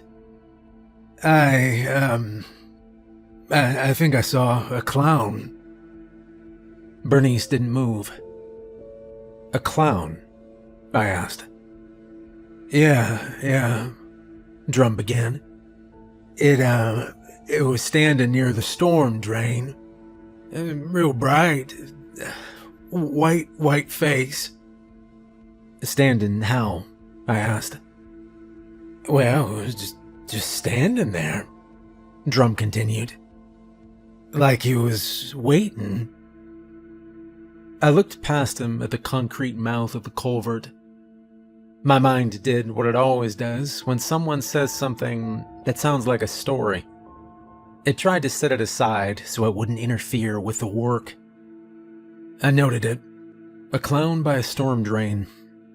This wasn't dairy. A few minutes later, a kid about 10 years old stood near the edge of the road with his bike between his legs, watching the lights. Bernice walked over to him. Hey, she said. Did you know Nolan? Yeah, the kid said. Did you see him today? Bernice asked. Yeah, he rode past me. Did you see anyone else? The kid nodded. There was a clown, he said. Bernice didn't react. Where? She said. By the drain, the kid said. He waved at me. I keyed my radio again. Harlan, I began. Log multiple witnesses reporting Reporting a clown near the storm drain. There was a pause before Harlan answered. Alright, logged, He said. Volunteer fire pulled up with floodlights and began setting them up along the basin. The field brightened in sections, shadows breaking apart and reforming as the light shifted. I went back to my cruiser and pulled out a spare flashlight and a roll of barrier tape. I clipped the light to my belt and handed the tape to Bernice. "Keep people back," I said. Bernice nodded and started stretching the tape across the gravel access road. I studied the culvert entrance and looked in again. The concrete was damp. The ledge was narrow but usable. The ceiling overhead showed old stains and exposed rebar. Water moved slowly across the bottom, carrying leaves and debris toward the pond. I keyed the radio one more time. "Harlan," I said, "Russell and Bullock are preparing to enter the storm system at the retention basin." logged. Harlan replied. I stepped down out of the concrete lip and leaned into the dark. Bernice finished tying off the tape and moved up beside me. "Well, you ready?" I asked. Bernice nodded. "Let's go." I stepped inside, and Bernice followed close behind. The temperature dropped immediately. The smell changed too. Outside had been wet grass and standing water. Inside, it was concrete, rust, and something older. I took 2 steps in and stopped. The light from outside didn't reach far. The beam from my flashlight cut a clean tunnel through the dark, but everything beyond it stayed flat and featureless. "Wait a sec," I said. Bernice stopped without bumping into me. I planted my left boot on the ledge and shifted my weight slowly, testing it. The concrete was slick, but solid. The ledge ran just wide enough to walk single file without scraping the wall. Water moved along the bottom channel, shallow but steady, carrying leaves, twigs, and bits of trash that clicked softly as they bumped into each other. I took another step, then another. Each movement echoed back at us, delayed just enough to be distracting. Every sound we made came back thinner and stretched out. I raised my light and swept it along the ceiling. Old stains ran in long streaks where water had once flowed higher. Rust bled outward from exposed rebar, frozen in place like veins. The ceiling wasn't low, but it wasn't generous either. High enough to stand fairly comfortably, low enough that I kept checking it. Bernice walked behind me, her light angled slightly higher than mine. We didn't talk. There wasn't anything to clarify yet. 10 steps in, I stopped again and looked back. The entrance already felt farther away than it should have. The rectangle of daylight behind us looked smaller, framed by concrete and shadow. I could still see the barrier tape fluttering faintly in the breeze outside, but it didn't reach into the tunnel. I reached into my pocket and pulled out a roll of tape. "Marking entry," I said. Bernice nodded. I tore off a long strip and pressed it to the wall at shoulder height, smoothing it down so it wouldn't peel off in the damp. I added a second strip beneath it, angled toward the exit, then stepped back and checked that it was visible from both directions. "Entry marked," I said. "Copy," Bernice replied. I keyed my radio. "Harlan," I said, "we're inside. Entry point marked. Standing and walking." Copy. Harlan said. Signal's clear. I took another step forward. The ledge stayed consistent, running along the right wall. The water channel widened slightly, deep enough now that I couldn't see the bottom through the surface reflection. The tunnel curved gently left. I slowed and checked the map again, unfolding it carefully and holding it flat against my thigh. "This should be straight," I said. Bernice leaned in enough to see without crowding me. "Map shows no curve." I folded it back up. "Yeah, we're not lost yet." We followed the curve. The tunnel widened again, just enough that the ceiling lifted and the walls pulled back. A maintenance walkway appeared along the left side, raised above the waterline. Its surface was rough and uneven, grooves worn into it by decades of boots and equipment carts. I stopped and scanned it. The walkway wasn't on the map. Neither was the ladder, bolted into the wall 20 feet ahead. It ran straight up into the ceiling, disappearing into darkness. The metal rungs were rested but intact, bolted deep into the concrete. There was no signage, no tag or warning. Bernice angled her light upward. "That's not on the plans." "No," I said. I didn't climb it or touch it. I noted it. I pulled out the chalk from my pocket and handed it back to Bernice. "All right, mark it," I said. Bernice knelt and drew a clearer arrow pointing back the way we'd come. She added a second arrow beneath it, then wrote a short note beside the ladder. I watched the water while she worked. It moved steadily, but the direction wasn't consistent anymore. In some places it flowed toward the basin. In others, it swirled back in on itself before continuing on. I keyed the radio again. "Harlan," I said, "we're at the widened section with a maintenance walkway and vertical ladder. Not on the map." There was a pause. Repeat last. Harlan said. I repeated it. Copy. Harlan said. Stand by. Bernice looked at me. "Signal lag." "Yeah," I said. And we moved on. The tunnel narrowed again after the ladder, funneling us back into a single ledge. The curve straightened out, then split. Two passages opened ahead of us. One continued straight, the other angled down and right, the water there deeper and moving faster. I checked the map again. "There shouldn't be a split," I said. I stood there with the map folded in my left hand and my light fixed on the junction. Bernice didn't say anything.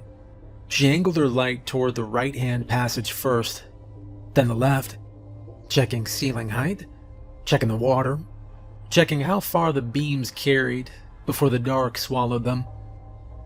I folded the map and put it away. "Mark it," I said.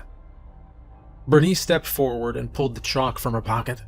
She knelt and drew a clear arrow on the wall, pointing back the way we'd come, then added a second mark beneath it. She marked both branches, identical symbols, same height, same spacing. When she stood back up, I could tell at a glance which way led out. We took the left passage. It narrowed almost immediately. The ceiling dropped just enough that I felt it without having to duck. The ledge thinned, forcing me to turn my foot sideways with each step. The water here moved faster, shallow but insistent, making a constant sound as it slid past the concrete. I slowed and checked my footing again. "Easy," I said. Bernice stayed a step behind me. Her light tracked higher now, following the curve of the ceiling instead of the floor. We went another 20 yards before the tunnel straightened. The sound changed first. The water didn't get louder or quieter. It got hollow. The echo came back wider, stretched longer than it should have for the space we were in. I stopped and lifted my light. The tunnel had widened again. Not as much as the earlier section with the walkway, but enough that the walls pulled back and the ceiling lifted. The concrete here looked older.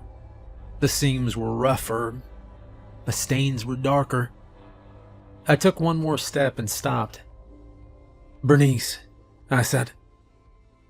I pointed with my light. At about knee height, along the right wall, something pale caught the beam. I moved closer, slow, careful not to smear it.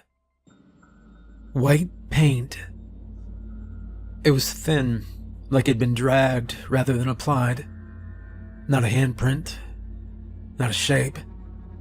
Just a streak that started clean and then broke apart, as if something had brushed past and carried part of it away. I held the light steady and leaned in. The paint had soaked into the concrete pores. Bernice stepped up beside me and angled her light across it instead of straight on. "There's more," she said. She swept the beam forward. Another smear showed up 5 feet ahead. Then another, higher up this time, close to waist level. I reached into my pocket and tore off another strip of barrier tape. I pressed it to the wall above the first smear, then added a second strip angled back toward the entrance. "Paint marker," I said. Bernice nodded. "Got it." I moved forward again, slower now. The paint appeared in intervals, sometimes on the wall, sometimes on the edge of the ledge. Once, a faint streak ran along the ceiling where the concrete curved overhead. I stopped and raised my light higher. The ceiling here showed more exposed rebar than before. Some of it bent downward, some snapped flush with the concrete. Near one of the bars, a thin line of white paint ran along the curve, broken and uneven, like someone had passed close enough to brush it. I didn't say anything. We kept moving. A few yards later, my light caught something else. Footprints. They were faint at first, half filled with water, but the pattern was clear enough once I adjusted the angle. Small shoes, rubber soles. They ran straight down the center of the passage. I followed them with my light until they stopped. Yeah, not turned, not scattered. Stopped. The concrete beyond them was perfectly clean. No scuffs, no drag marks. Just water and bare surface. Bernice stepped up beside me and looked at the same spot. "They don't continue," she said. "No, they don't," I said. She swept her light ahead anyway, checking both sides, checking the ceiling. There was nothing else to follow. I keyed my radio. "Harlan," I began. "We've got confirmed child footprints inside. Paint markings present. Tunnel layout doesn't match county map." There was a burst of static before his response came through. "Copy," Harlan said. "Say again on the markings." "White paint," I said. "Multiple smears." Another pause. "Copy. Signal's getting weak."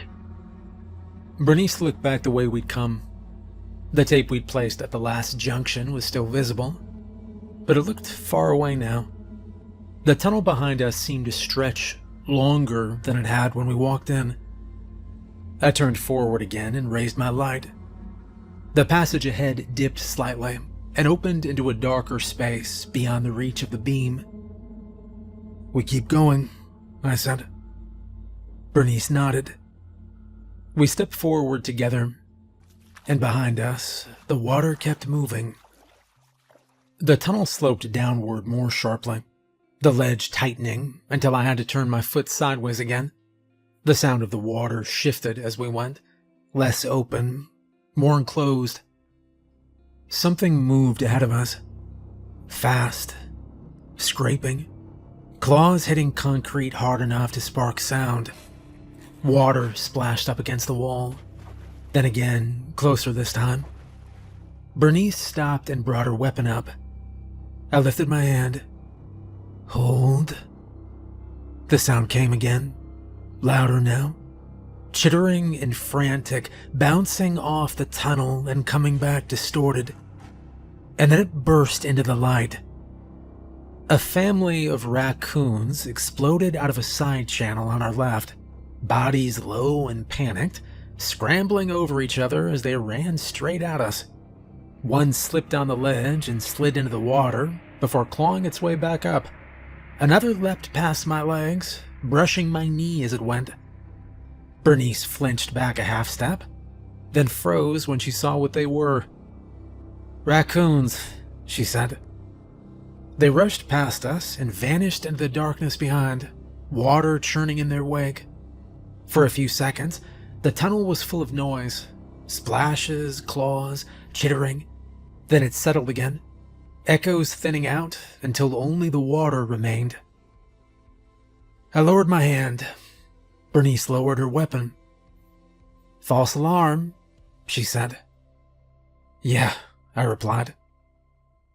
I swept my light ahead again, checking the side channel they'd come from. It was low and narrow, angled down and away. Nothing else moved. Bernice stepped forward. I turned to say something to her, and that was when my light caught her shoulder and the space behind her. Something was standing there. It filled the tunnel from wall to wall. Tall, upright, a white face, red lines running from its mouth up towards its eyes, bright colors, puffy shapes where clothing should be. A clown. For a second, my hands didn't work. The flashlight dipped and banged against the concrete, and I caught it just before it hit the water. "Bernice," I started, but the clown lunged. It moved faster than it should have. One moment it was standing still, the next it was on her. Mouth open wide, teeth flashing as it clamped down on her upper arm just below the shoulder. Bernice screamed and slammed back against the wall, her feet sliding on the ledge. The clown released her immediately and twisted away, limbs pumping as it ran past me, feet slapping water and concrete as it disappeared down the tunnel ahead. I aimed to get a shot, but it was already gone. "Bernice," I said. She was on the ledge, clutching her arm, blood spilling between her fingers and dripping into the water below. It bit me," she said.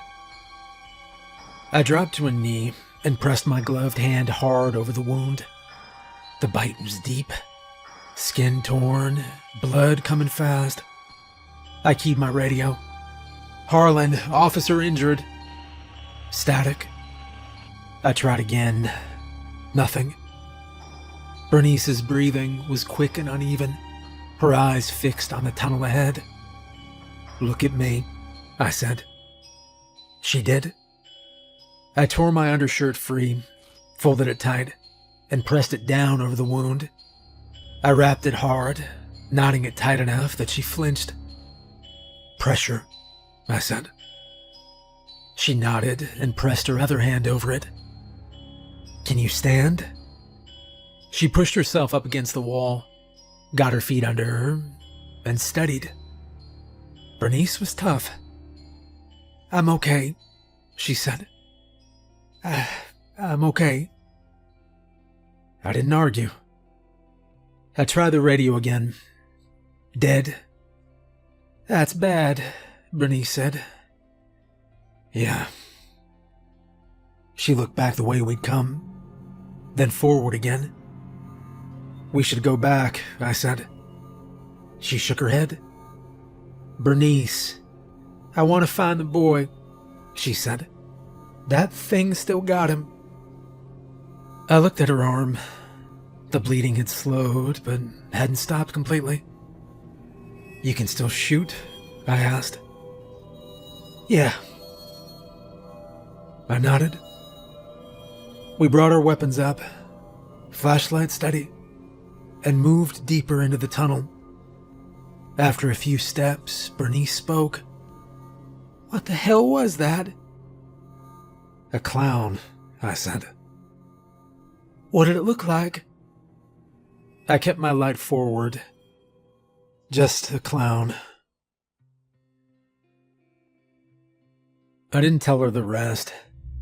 I didn't tell her about the white face that wasn't painted sloppy or cracked, but smooth and even, like it'd been applied with care.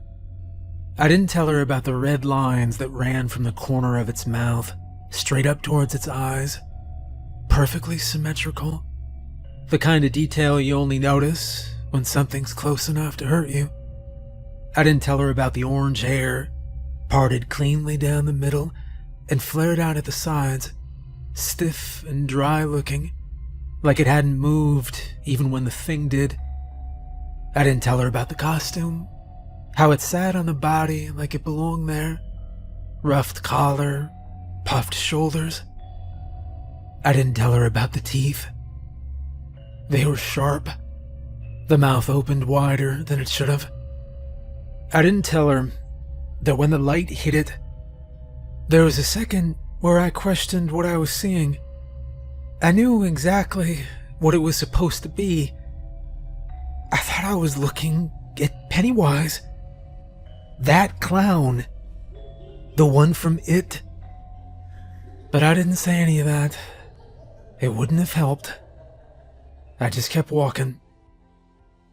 Bernice didn't push. She adjusted her grip on her weapon and stayed just off my shoulder, light moving with mine now, overlapping fields so there weren't gaps. The tunnel ahead dipped again, deeper this time. The water thickened, moving faster along the channel, carrying debris that bumped and scraped as it passed. The walls here were narrower, the ceiling lower. I felt the space pressing in without having to think about it. My radio stayed silent. I keyed it once more anyway. "Harlan," I said. Nothing came back. Bernice noticed. "Still dead?" "Yeah." She nodded and shifted her stance, keeping her injured arm tight against her body. Blood had soaked through the cloth I'd tied, darkening it, but it wasn't pouring anymore. We moved another 30 yards before I saw the next mark. White paint again. I stopped and raised my light higher. The ceiling above us caught the beam, and the paint continued there too, broken streaks running along the curve, where something had moved overhead. Bernice followed my light. It went up there." "Yeah," I said. We didn't discuss how. The tunnel widened ahead into a low chamber where several smaller pipes fed into the main channel. Water poured in from two of them in steady sheets, splashing hard enough to mask smaller sounds. Rust stained the walls in long vertical lines beneath each inlet. Something lay near the edge of the water. I stepped closer and knelt. It was a shoe, small and black, rubber sole. One of the laces was torn clean through, the ends frayed. Bernice stopped beside me. "That's his." I picked it up and turned it once in my hand, then set it on the ledge where it wouldn't drift away. "I think we're close," Bernice said. I nodded. And that was when we heard the sound, coming from deeper in the tunnel ahead. Something was moving toward us, fast. I raised my weapon and angled my light forward. Bernice did the same.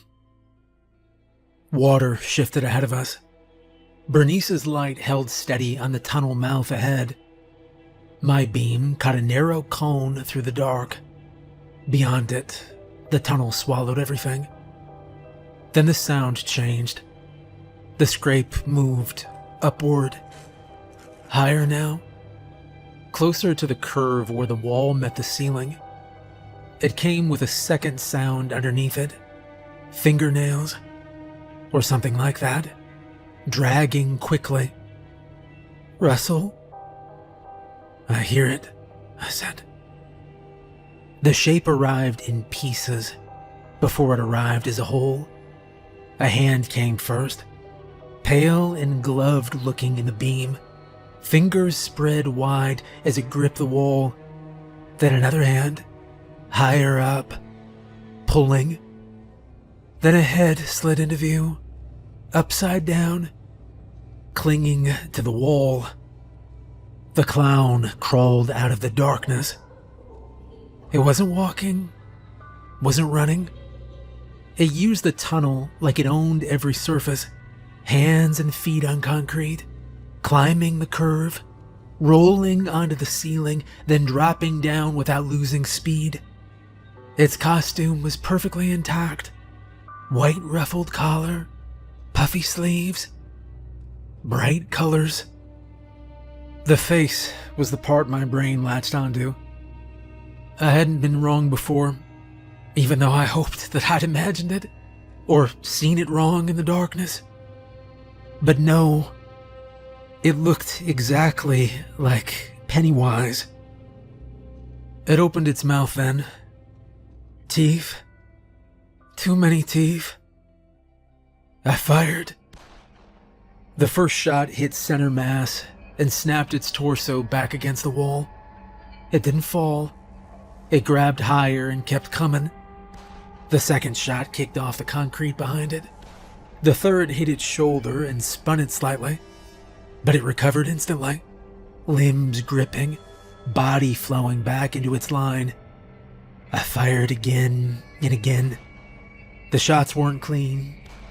The target was not steady.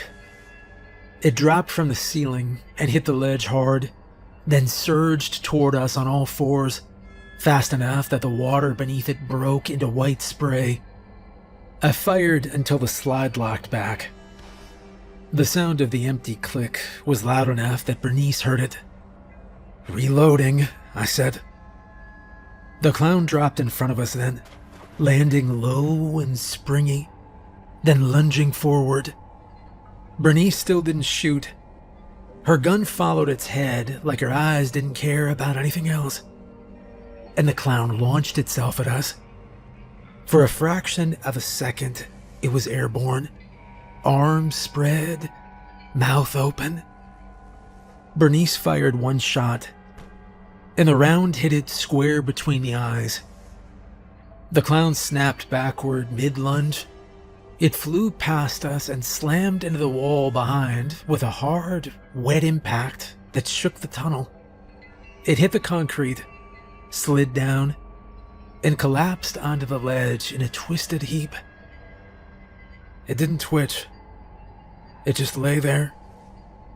Bernice lowered her gun but kept it pointed. "Got it," she said. "Yeah, good shot." I stepped toward the body with my light fixed on its head. Blood pooled beneath it and ran toward the channel, dark and thick. The makeup on its face started to smear where it struck concrete. The orange hair looked flattened on one side. Bernice took a step with me and then stopped, favoring her injured arm. The cloth I'd tied around her upper arm had soaked through. Wasn't pouring, but it was bleeding steadily. I kept my gun trained on the clown's head and moved in another step. And then the body changed. It wasn't subtle. The white face collapsed inward as if the structure beneath it had softened. The red lines warped and slid out of symmetry. The mouth shrank and then stretched again, reshaping. The ruffled collar sank down into the neck as if it were melting into the flesh. The puffed sleeves shrank, fabric tightening, and then disappearing into the arms. The clown's limbs lengthened, the elbows pushed backward, then snapped forward. The shoulders broadened and then narrowed again, like the body couldn't decide what it was supposed to be. Bernice stared. "Russell?" "I see it." The clown's head elongated. A snout pushed out where the nose had been. The face narrowed.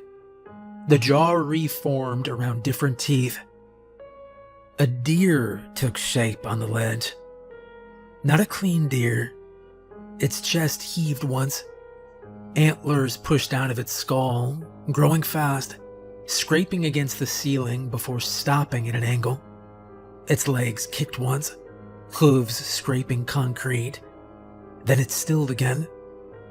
The deer's eyes were forward-facing for a second, and then they slid outward as the skull reshaped again. The antlers retracted into the bone like they were being pulled back inside. The body shrank. The deer collapsed down and became a dog-sized shape, ribs tightening, spine compressing, fur appearing and then vanishing. The head changed twice in a second, muzzle forming and unforming. Bernice swallowed hard. "What the hell is that?" "I think it's a shapeshifter," I said. The word sounded like it belonged in a movie, but the thing on the ledge didn't give me a better one. The body jerked again. For a second, it looked like it was trying to grow bigger into something with broad shoulders and a heavy chest. I raised my weapon, and I fired into it. I emptied the magazine until the slide locked back again. The echo slapped us from every direction. Smoke hung low in the tunnel and mixed with the damp air. My ears rang hard enough that the water sounded distant for a moment. The body shuddered once, then went still. I stood there with the gun raised, waiting for another change. Nothing happened. I looked down the tunnel again. Let's find the boy. Bernice's breathing was tighter now. She pressed her good hand against the cloth on her arm. "I'm still walking," she said. I looked at her wound. "Yeah, you're still bleeding." We moved past the spot where the creature had fallen. I kept my light and my weapon trained forward, sweeping the beam across the walls and ceiling in slow arcs. The tunnel ahead dipped into a wider space. The air changed slightly. Water flowed faster here, fed by multiple channels we couldn't see. My radio stayed silent. I keyed it once anyway. "Harlan," I said. Just static. We went another 30 yards before I saw something that made me stop. A shoe sat on the ledge ahead, tipped on its side. Same kind, small and black. I stepped up and picked it up by the heel. The tunnel opened into a low chamber where 3 smaller pipes fed into the main channel. Water poured from 2 of them in steady sheets. Rust stained the walls beneath each pipe. The ceiling was higher here. I swept the beam around the chamber, and then I saw the balloons. Red balloons floated near the ceiling and along the upper curve of the wall, their strings dangling down. Some were tied off in clusters. Bernice stopped beside me. "What the hell?" I didn't answer. I moved my light past them and saw the boy. Nolan was in the corner of a side tunnel, curled on his side with his knees drawn slightly up, one arm tucked under his head like he'd fallen asleep in the wrong place. His red shirt was darkened with water, his hair plastered to his forehead. I crossed to him fast, careful with my footing, and knelt. I put 2 fingers to his neck. Pulse. I checked his breathing. Shallow, steady. "He's alive," I said. Bernice let out a breath she'd been holding. I didn't waste time trying to wake him. I lifted him under the arms and got him onto my shoulder. His head lolled against my back as I turned. We didn't look at the balloons again. We just moved. The walkout was faster but not sloppy. I followed our markings. Tape strips, chalk arrows, places where I'd pressed a tape higher to keep it out of the water. The tunnel felt less wrong on the return. The curve that had bothered me earlier came back as a curve. The split appeared where it should have. The ladder was still there. Our tape marks were visible again. The white paint was gone. I noticed it when my light passed over the wall where it'd been. The concrete was bare. No paint. I didn't stop to argue with my eyes. Bernice noticed too. "Russell?" "Yeah, I saw it," I said. We kept moving. When we reached the entrance, the rectangle of daylight hit my face like a physical thing. Floodlights lit the grass outside. Voices carried from the road. Boots crunched gravel. Volunteer fire and EMS were waiting exactly where they were supposed to be. I stepped out and handed Nolan over to the first EMT who reached for him. Bernice came out behind me and leaned against the concrete lip, holding her arm tight. They guided her to a flat patch of grass and cut away the soaked cloth I'd tied around her arm. The bite marks were deep enough that the medic's expression tightened when he saw them. I crouched beside Bernice while they worked. I looked at her, smiling lightly. "You know you're still a good shot," I said. She held my arm for a moment and nodded. We'd known each other a long time, and I was glad she'd been down there with me. Later that night, after Nolan was stable and Bernice was in a room with her arm wrapped and stitched, I went back out with a full team. We entered the system with better lights, more people, and a plan. The tunnel looked normal. The chamber with the pipes looked normal. The corner where Nolan had been was empty. No balloons, no white paint, and there was no body. They found our barrier tape and our chalk marks. They found Bernice's blood where it splashed onto the ledge and dried. They found shell casings where I'd dropped them. They didn't find anything else that made sense. I kept thinking about why it chose that shape. Pennywise? Maybe it's seen the movie? Maybe a poster? I still don't know. I went home near dawn, washed the sewer stink off my hands until my skin burned, and then I called a friend 2 towns over. Sheriff Lost works Daggerland. I'd heard the stories coming out of that town. Every cop in Ohio had. The missing people, the deaths, the thing that came out of Lake Erie to kill, and how a few men and a black German shepherd had finally stopped it. I'd never known what to do with any of it until now. Lost picked up, and we talked like 2 sheriffs talk when they're trying to keep their voices level. I told him there was something here too, something bad. He didn't act surprised. He didn't laugh.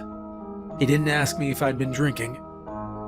We said we'd get together soon, talk things over, try to figure out what was happening. I don't know what the hell's going on. I don't know if it's limited to Ohio or if it's spreading everywhere. All I know is this. There's something out there that almost got us, and you need to be very careful. That thing can look like anything, and I don't think it's done.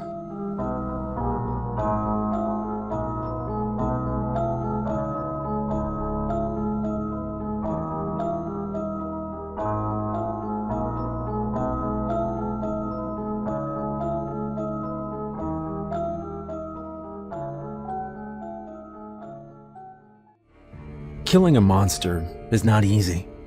Movies tell you it is. 1 silver bullet, 1 clean swing, and the thing drops. But the truth is worse. Real monsters don't fall the first time. They keep coming. And by the time you understand what you're really facing, it's already too late.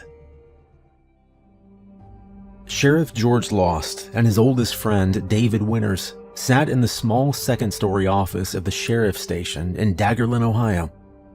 The window looked out over Main Street, porch lights glowing against the pool of Lake Erie. The room was quiet, heavy, The kind of silence that settles when two men have already said too much. It began with Samantha Granger, 8 years old, whose footprints ended at the bluff with no trace beyond. Then Josh Maddox. George and David had saved him at the last possible second. The Harpers tried to escape down Lake Road. Their SUV died.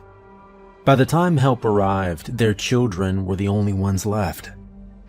The town mechanic, Marcus Wilkins, nearly gave his life saving those kids, bleeding out in the road while the creature grinned.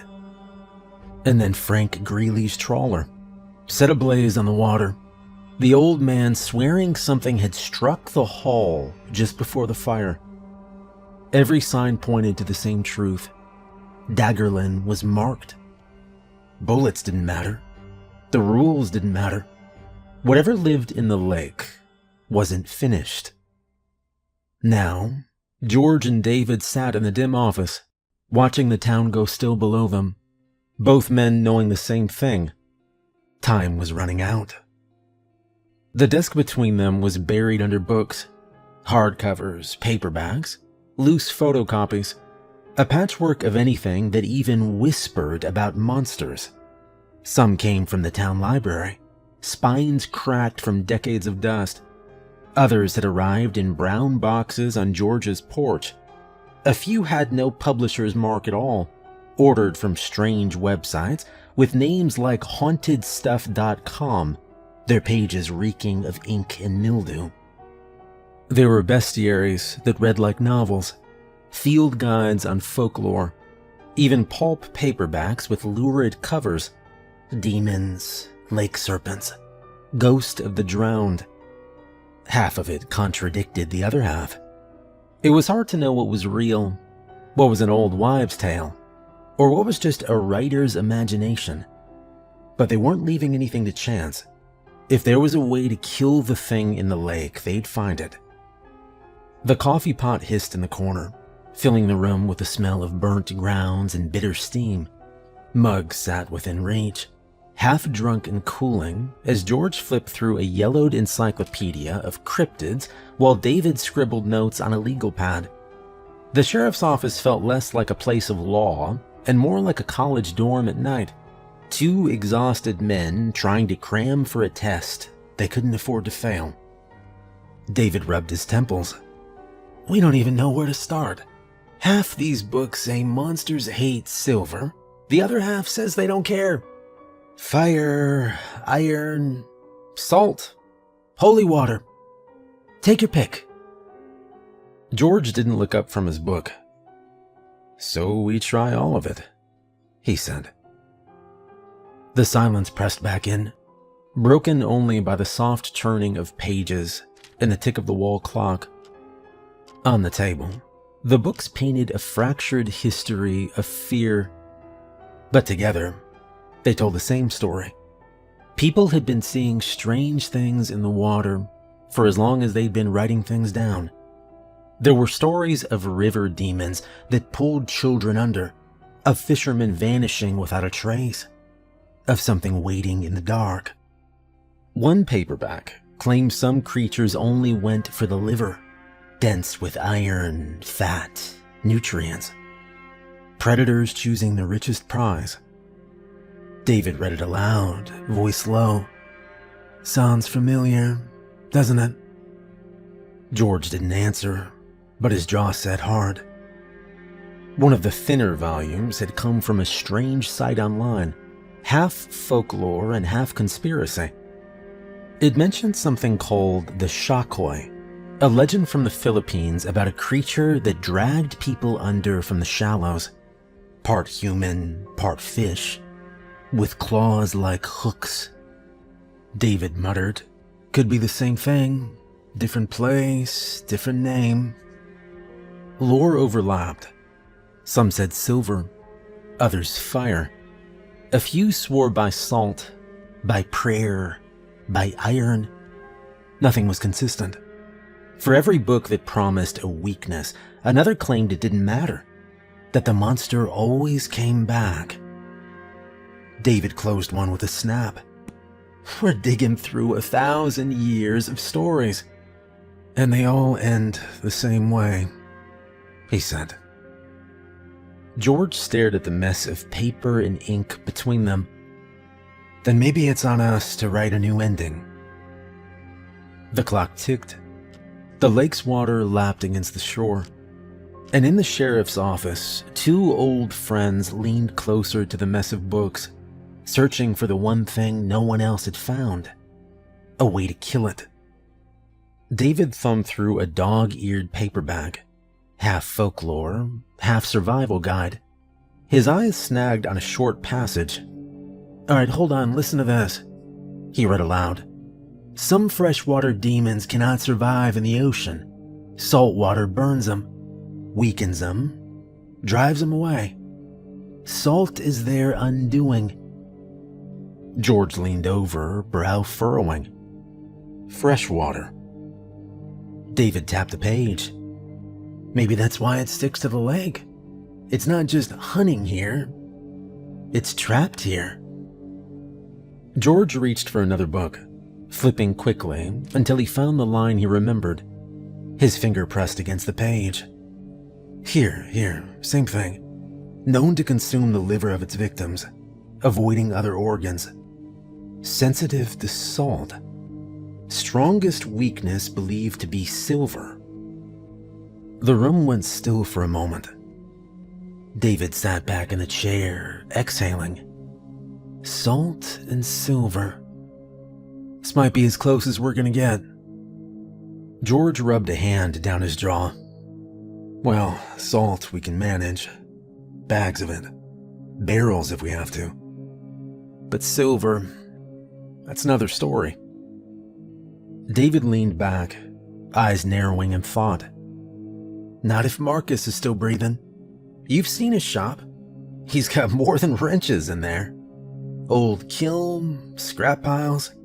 Hell, he's practically been running a forge for years. Fixes half the farm equipment in the county with it. George frowned.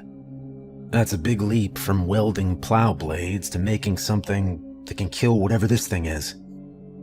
David's voice dropped. It's all fire and steel, George. If anyone can shape silver into something sharp enough to matter, it's him. The sheriff didn't answer right away. He flipped the book shut, staring at the title on its cracked spine. Encyclopedia of Aquatic Aberrations. The leather was worn, the pages swollen with age, but the words inside had given them more than just fear. It'd given them direction. He set it aside. Yeah, maybe Marcus can do it. David leaned forward, elbows on the table. And the salt. We don't just carry it, we use it. We line the boat, throw it at the thing. Whatever it takes to slow it down. George rubbed his jaw, the day's stubble rough against his hand. All right, well, then we'll need more than a few bags from the grocery store. Whole pallets, if we can get them. The clock ticked. Outside, the wind pressed against the old glass panes, carrying the low hush of the waves. Finally, George stood, sliding the encyclopedia aside and reaching for his coat. All right, we go to Marcus. If he can forge silver into something we can use, we put it in our hands. And the salt, we'll find enough of it. Let's just hope it works. George rubbed at his eyes, then glanced at the duty roster tacked crooked on the wall. It's just Mendez and Hawkins with me now. Watterson packed up and left town yesterday. Said he had family in Columbus and wasn't sticking around to see what else came out of that lake. David gave a short nod, not surprised. George exhaled. When they're back, we'll meet up and tell them what we've got. It's not proof. Hell, it's barely more than guesswork, but it's better than nothing. The room fell quiet again. David pushed back from the table, his chair legs scraping soft against the floorboards. I should spend time with Owen today, he began. His voice was low, almost apologetic. All this matters, but so does time with him. I just feel like I'm never there for him lately, you know? He rubbed a hand over his face, searching for words.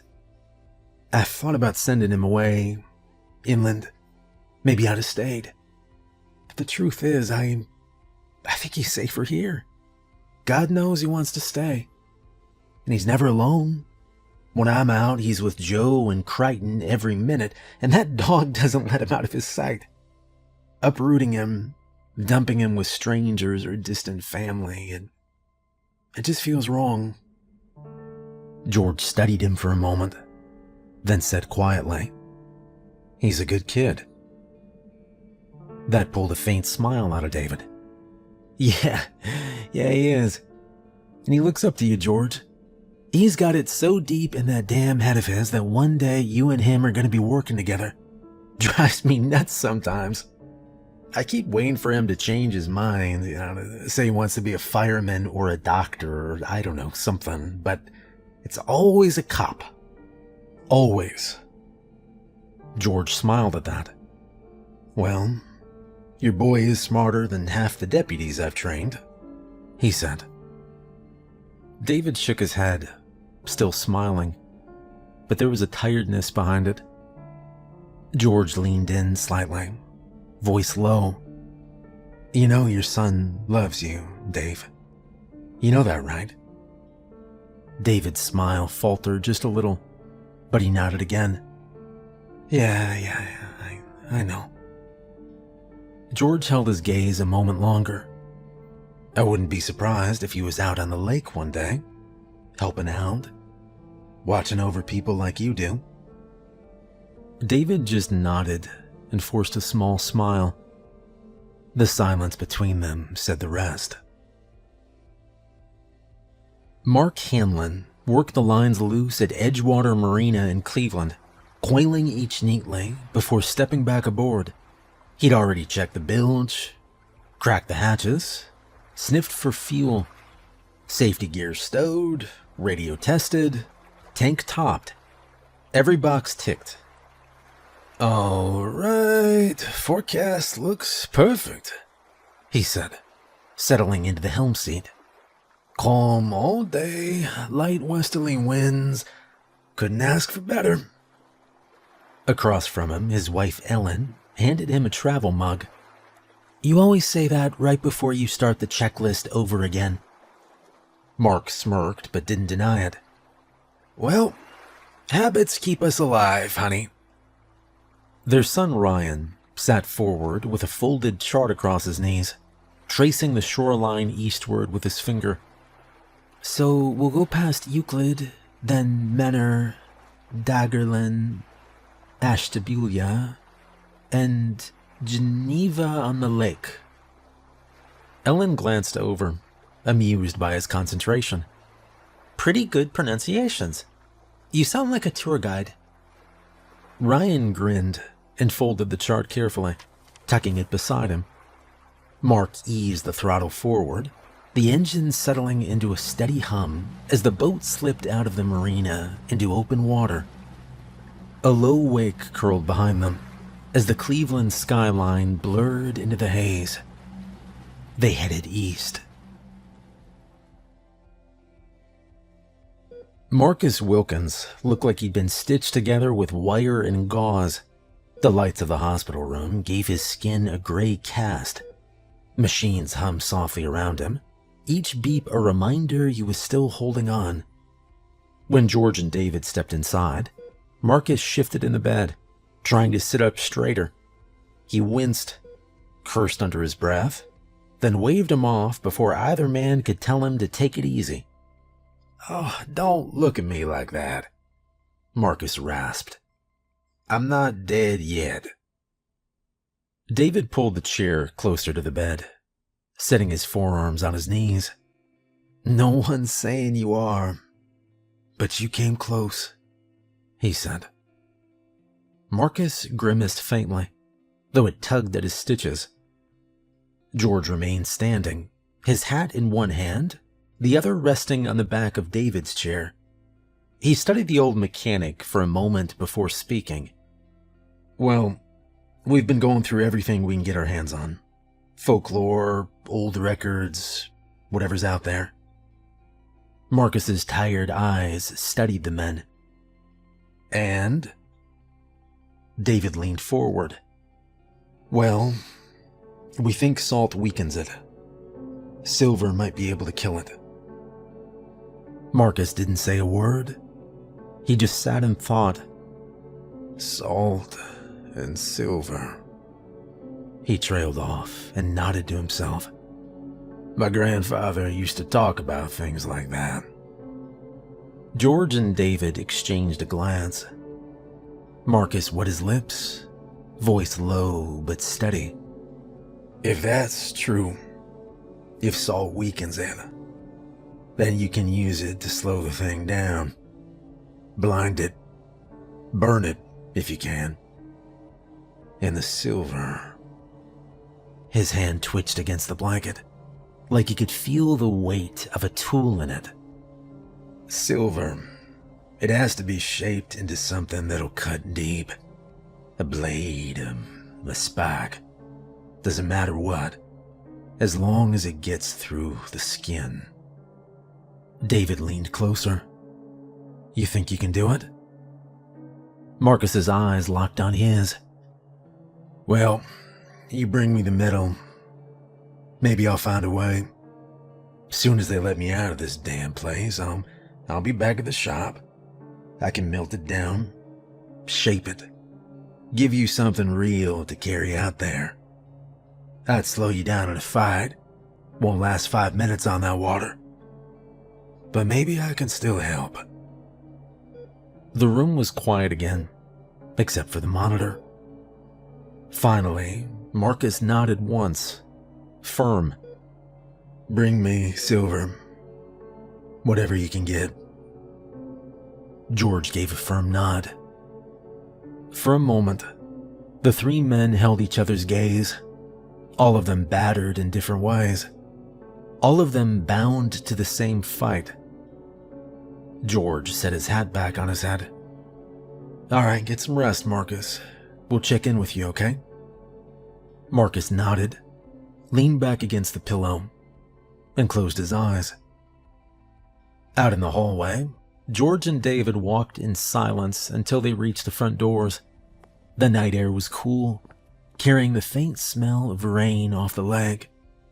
George adjusted his hat, already looking toward the cruiser parked under the streetlight. I'm heading back to the station. Mendez and Hawkins will be pulling in soon. I want them up to speed. David nodded. Yeah.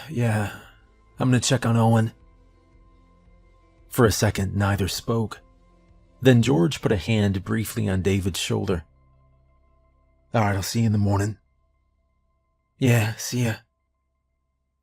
They went their separate ways. George toward the sheriff's office. David toward home. Owen was already out in the yard when David pulled up, Crichton bounding at his side with a neon frisbee clamped between his teeth. The boy waved, the dog barked, and David felt some of the weight in his chest lift. Hey, you two, David said, rolling his shoulders as he walked onto the grass. Dad, catch! Owen called, and heaved the frisbee. It sailed wide, but Crichton lunged after it, paws skidding in the dirt before he snagged it out of the air. He trotted back, tail wagging like a metronome, and dropped it at David's feet. David laughed despite himself and sent it spinning again. Owen tore across the yard with the dog like there was nothing more important in the world. And for a few minutes, that's all it was. Running, catching, laughing. Normal. When Owen collapsed onto the grass, gasping for breath, David lowered down beside him. Crichton flopped against their legs, chewing the edge of the disc. Hey, David said quietly. I know I haven't been around as much as I should have been, since your mom. He stopped, rubbed the back of his neck, tired again. It's been hard, but I love you, right? Owen sat up, still catching his breath. Yeah, Dad, I know. David managed to smile, pulling the boy into a quick, tight hug before ruffling his hair. Oh, you know, huh? Well, good. He smiled. Owen grinned and shoved at his arm. You're sweaty. Yeah, well, so are you, David said, giving him a playful nudge that nearly tipped him over. Crichton nudged the frisbee into Owen's lap, tail wagging expectantly. Owen laughed, pushing himself up. He cocked his arm back and sent the disc spinning across the yard. Crichton tore after it, paws thudding through the grass, leaping high to snatch it from the air. David whistled. Not bad. That one actually went straight. Owen puffed out his chest. Yeah, I told you I was getting better. David smiled and gave his son's shoulder a little squeeze. Crichton bounded back and dropped the frisbee at his feet. David snapped his wrist, sending it on a high arc. The shepherd sprinted, leapt, and came down rolling before popping up with the disc clamped tight. Both of them laughed as Crichton pranced back like he'd just won a trophy. For a few minutes, nothing else mattered. Just the boy, the dog, and the father, trading throws and laughter under a sky that hadn't yet gone dark. The sheriff's office was quiet, the kind of late-night stillness that made the old building creak. George sat at his desk, one lamp burning low, a mug of coffee cooling beside the radio. The base unit crackled. Sheriff's office, this is dispatch. The voice was female, unmistakably civilian. Clara Hensley, who'd run the board for 10 years. She wasn't a sworn officer, but she was the one who kept the phones, the logs, and the radio calls moving along in an orderly fashion. George thumbed the mic. Go ahead, Clara. Got a call routed from Coast Guard Relay. Family out of Cleveland, 30-foot powerboat. They lost their engine about 5 miles west of Palmer's Bluff. They're drifting. 2 adults, 1 child on board. George straightened. Any injuries reported? Negative, Clara said. but the family's scared. They tried to drop anchor, but it's not catching bottom, and they're still drifting. They sound pretty panicked. George pressed a hand against his brow, picturing a dead boat rolling east with the current, a family sitting helpless on deck while the lake moved beneath them. He keyed the mic. What's their position again? Clara came back. 5 miles west of Palmer's Bluff, closest landmark they gave was a lighted buoy just north of their track. Currents pushing them inshore. Static flared, then Mendez cut in. Sheriff, we're within 5 minutes of the marina. Hawkins and I can be on the water fast. George checked the clock on the wall. He was at least 20 minutes out. He pressed the key. No, negative. Hold position. Wait for me to get there. I don't want you going in alone. Static filled the gap for a moment. Then Mendez's voice came back, firm. Sheriff, by the time you're on the water, that family could be pushed into the rocks. They've got a kid aboard. They're already panicked. We can't just sit here. George's fingers drummed against the desk, the tick of the wall clock loud in his ears. 20 minutes. He pictured a powerless boat, anchor dragging, a family huddled under a canopy while the lake nudged them closer to a rocky shore. Another pause. Her voice returned, clipped but steady. We've got sidearms, flares, radios. We're not helpless. And if we sit on shore waiting for backup, we're not deputies either. You taught me that. George closed his eyes. In the glass of the office window, he caught the faint reflection of his own tired face. Worn, hollow. Too many nights replaying the same losses. Samantha, the Harpers. Marcus almost dying on the asphalt. Finally, he pressed the key again. Voice rough. 10-4, launch from the marina. Get eyes on him. And you stay in contact every minute, you hear me? I'll be there as fast as I can. Copy that, Mendez said. We'll bring him in. George set the mic down and grabbed the keys, the shotgun from the rack, and a box of shells. Shaking his head, he even snatched the half-empty salt shaker off the table, knowing damn well it probably wouldn't do a thing. He wished he had more time. The gravel lot at Daggerland Point Marina crunched under George's tires as he pulled in. The rain had stopped, but the air still carried the wet metal smell that always came before a storm. Headlights cut across the rows of empty slips until they landed on David's truck already parked near the dock. David climbed out, a half-torn bag of road salt slung over one shoulder. He gave a short nod, jaw tight, and dropped it into the patrol boat with a dull thud. "Hey, left over from winter. Figured it's better than nothing." George tossed the shotgun case aboard, checked the radio, and scanned the deck with quick, practiced motions. His face was pale under the dock lights, but his hand stayed steady. The base unit crackled once, then nothing. George frowned, thumbed the mic. "Mendez, Hawkins, you copy?" Static. He tried again. "Mendez, report." The radio hissed, then fell silent. David glanced at him, worry plain in his eyes. "How long since you heard from him?" "Too long." George's voice was flat. He clipped the mic back into place and reached for the ignition. He paused, looking over at David. "You don't have to come, you know. I can handle the boat well enough myself." David shook his head before George even finished. "Not a chance. You're not going out there alone." "Dave," George began, "we're not ready yet. And if something happens to you..." "I'm coming with you, George," David interrupted. "That family's out there. Mendez and Hawkins are out there. Now let's go." For a moment, the two men just stared at each other, the boat rocking gently against the dock. Then George gave a slow nod and stepped back. David slid behind the wheel, turned the key, and the outboards rumbled to life. Salt bag braced against the console at his knee. "All right, hang on." The patrol boat nosed out of the slip, spray catching the dock lights as it cut into the dark water.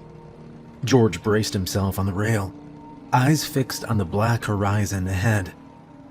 For just a moment, he let himself remember another night on the water, him and David as boys, sneaking Joe's old skiff out past the breakwall, laughing like idiots as they pointed the bow towards Erie's endless dark. Two kids daring the lake to take them. Now, years later, the same two men were headed back into that same dark, older, heavier, and carrying the weight of the whole town on their shoulders.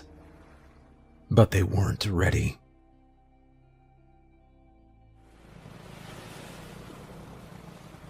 The patrol boat cut through the black water, bow light sweeping pale arcs across the chop. Spray hissed along the hull, every splash louder than it should have been. Neither man spoke. David eased the throttles back as a shadow took shape ahead, a white fiberglass hull drifting broadside to the current. The Hanlon's boat. Its running lights glowed weakly, casting red and green streaks over the water. A thin fog had rolled in with the current, soft and uneven. It shifted across the decks, swallowing details until the bow light caught them. Beside it, tied clumsily along the port rail, another shape floated, smaller. The county patrol skiff. George's gut sank. He didn't have to say it aloud. David brought them in slowly, engine hum dropping to a low growl. Both boats rocked against each other in the dark, their lines creaking with each shift of the current. No movement on deck. No voices. The fog thickened in patches, curling over the rails, softening the outlines of empty chairs and windows. A child's life jacket lay abandoned near the stern, half shrouded in mist. On the county skiff, the floodlights still burned, its beam cut to ribbons by the haze, aimed uselessly out across the water. There was no one there. David throttled into neutral. The three boats, theirs, the patrol skiff, and the Hanlon's cruiser, knocked gently together in the current, the sound too ordinary, too normal. George scanned the decks, eyes narrowed. No sign of Mendez. No sign of the family. His voice was low, even, but David could hear the tension in it. The wind carried across the water, and the boats rocked again. The sound of rope straining against cleats filled the silence. For a long moment, neither man moved, just listening, just waiting. The fog pressed in closer, damp and heavy, muffling even the slap of water against the hull. It was the kind of quiet that felt wrong, not peaceful, but eerie. David finally reached for the cleat line. "Let's tie up." George nodded once. "Stay together. No splitting up." "Wouldn't dream of it," David replied. David looped the rope and hauled the patrol boat against the skiff. The hulls kissed with a hollow thud, then settled into a slow rhythm with the current. George chambered around in the shotgun, the click loud in the fog. "You board first, I'll cover." David slung the salt bag higher on his shoulder, hand brushing the pistol at his hip, the one George always made him bring, just in case. He stepped across the gap, boots landing on fiberglass that creaked under his weight. George was right behind him, shotgun raised. The fog curled low across the deck, carrying the faint smell of brine and something else. David swept the beam of a handheld flashlight along the deck. The mist caught the light and blurred it, revealing only fragments. An overturned cooler, a towel stiff with lake water, the empty life jacket by the stern. He swept slower, steady, letting the light crawl across the deck. The fog smeared every edge, made every shape look wrong. He paused at his shadow by the cabin door, heart ticking faster, then let out a breath when it turned out to be nothing more than a folded deck chair half collapsed against the wall. George's boots creaked behind him, shotgun steady at his shoulder. The patrol skiff rocked against the cruiser, ropes groaning, as though the lake was tugging at them, impatient. David angled the light lower. Something dark streaked across the non-slip decking, faint but unmistakable. His jaw tightened. "George?" The sheriff stepped up, peering down. Smears, drying, worked into the tread. Blood. A few feet farther on, the beam caught metal. A gun lay on its side, half slick, the polymer grip streaked crimson. George crouched, eyes hard, shotgun never wavering from the shadows. He reached out, thumb and forefinger lifting the pistol by the trigger guard. "Issued," he muttered. "Mendez." The word hung between them. David's flashlight beam trembled slightly as he swept it across the deck again, over the cooler, the towel, the streaks of blood leading nowhere. The fog curled heavier, blurring the rails until the lake seemed to vanish just beyond arm's reach. And then it came, a sound cutting through the quiet. A splash. Not the sharp crack of a fish, not the roll of a wave. Heavy, deliberate, something breaking the surface and sinking back down again. Both men froze. David swung the flashlight toward the sound, its narrow cone slicing into the mist. White glare caught nothing but churned ripples fanning out into the dark. George rose slowly, shotgun following the beam. His jaw clenched. That wasn't a fish. Another knock sounded, not from the water this time, but from the hole. A dull thud just beneath their feet, as if something large had brushed the underside of the boat. The two men locked eyes, breath tight, waiting for the next sound. David turned the flashlight toward the small cabin hatch. "Family might have gone below," he said. George nodded once, motioning him forward. They moved to the steps, the air inside thicker, worse. David put one foot down, then another, his beam shaking as it swept across the cramped space. The light caught the floor first. Red. Dark, tacky smears pooled deep in the non-skid grooves. Then more, shapes half buried in shadow. Arms, a leg twisted wrong against the bulkhead, torn fabric. David stumbled on the step, boot skidding in something wet.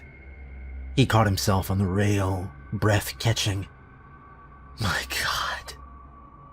George reached down, pulled him back with one hand on his shoulder. His own face was pale, jaw set hard. They didn't need to go any farther. Not down there. They backed up, step by slow step, until they were back in the open air.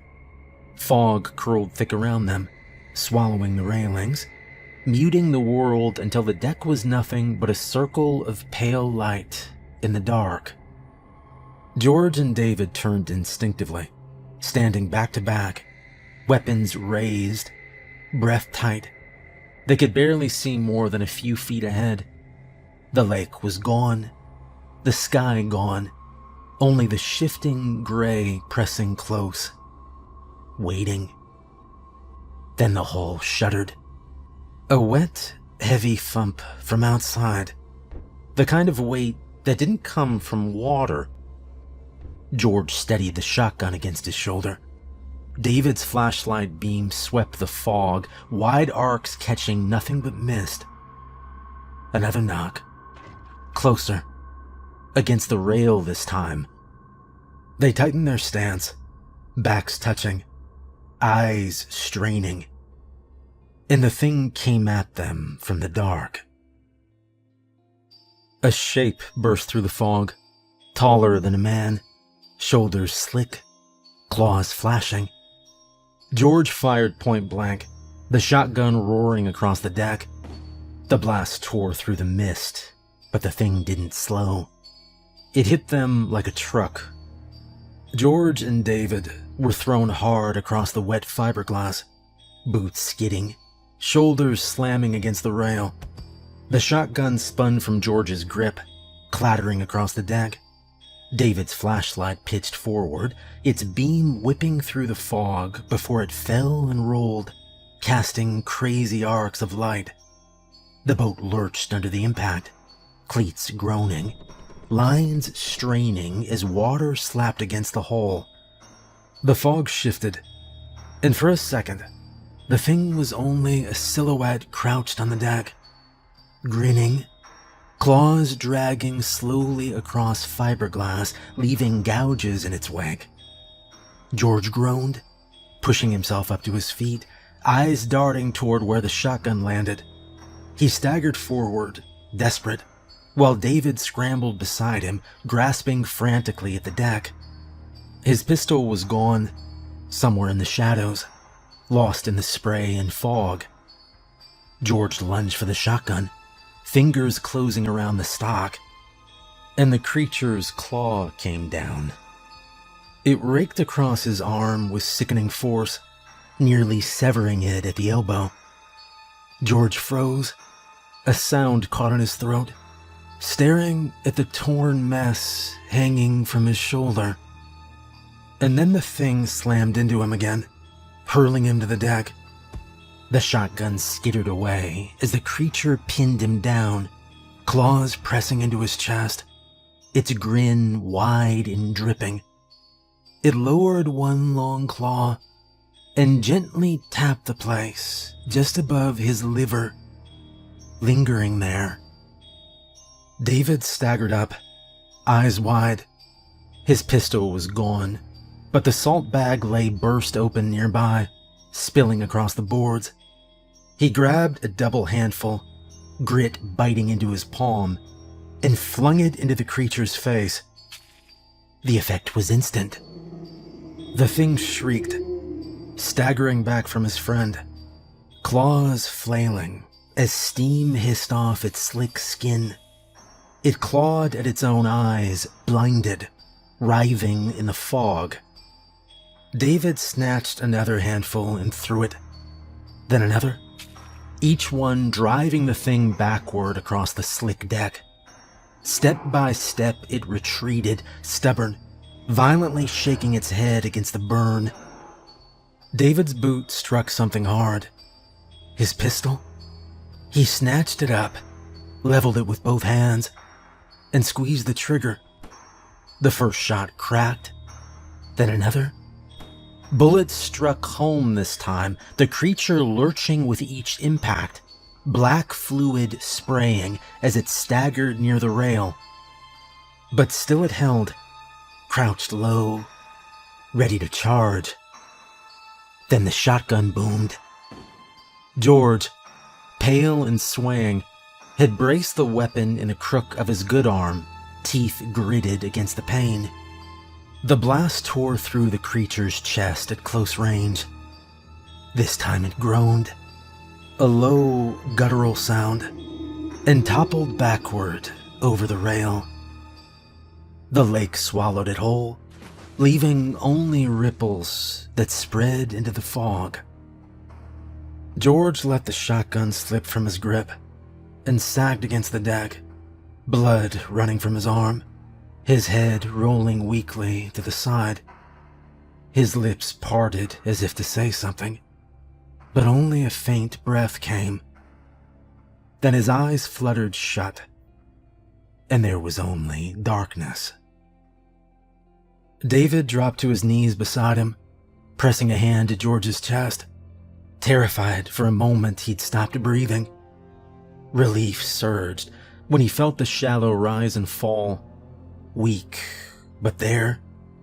Blood pumped steadily from the ruined arm. David swore under his breath, yanked his belt free, and looped it high above the wound, just below George's shoulder. He pulled it tight, then tighter still, until the bleeding slowed. Not enough. His eyes darted across the deck. A broken bit of railing lay loose near the rail. He jammed it through the belt loop and twisted, cinching it until George let out a faint moan. The flow finally eased. Wasn't perfect, but it would hold. Only then did David hook his arms under George's good shoulder and drag him across the slick deck, boots slipping in blood and salt. Every tug felt heavier than the last, but he got him to the patrol boat and heaved him over the rail, laying him flat on the deck. That was when he heard it, muffled cries rising from the cabin below. David froze, listening. The sound of a woman's sob, a child's whimper, and a man's voice trying and failing to sound steady. He moved back to the Hanlon's boat, shoved the hatch open, and swept his flashlight inside. 3 faces blinked up at him through the gloom. A woman clutching a boy against her chest, the man in front of them, a tiny pocket knife shaking in his grip. His eyes were wide, terrified, but he was ready to stand between whatever came through that door and his family. "It's all right," David said quickly, lowering the light. "I'm here to get you out." The man's shoulders sagged with relief. The knife clattered against the deck as it slipped out of his hand. One by one, David helped them up and out. The boy first, then his mother, then the father, each scrambling onto the patrol boat where George lay pale and still, his arm bound tight. David climbed aboard last, shoved the throttle forward, and the engines roared. The patrol boat tore away from the drifting cruiser, spray curling off the bow as he pointed them toward the faint light. of Daggerland's shoreline. The patrol boat slid into Daggerland Point Marina, bumping against the fenders as David eased the throttles back. Red strobes already lit the docks. Not one, but 2 ambulances waiting with their crews.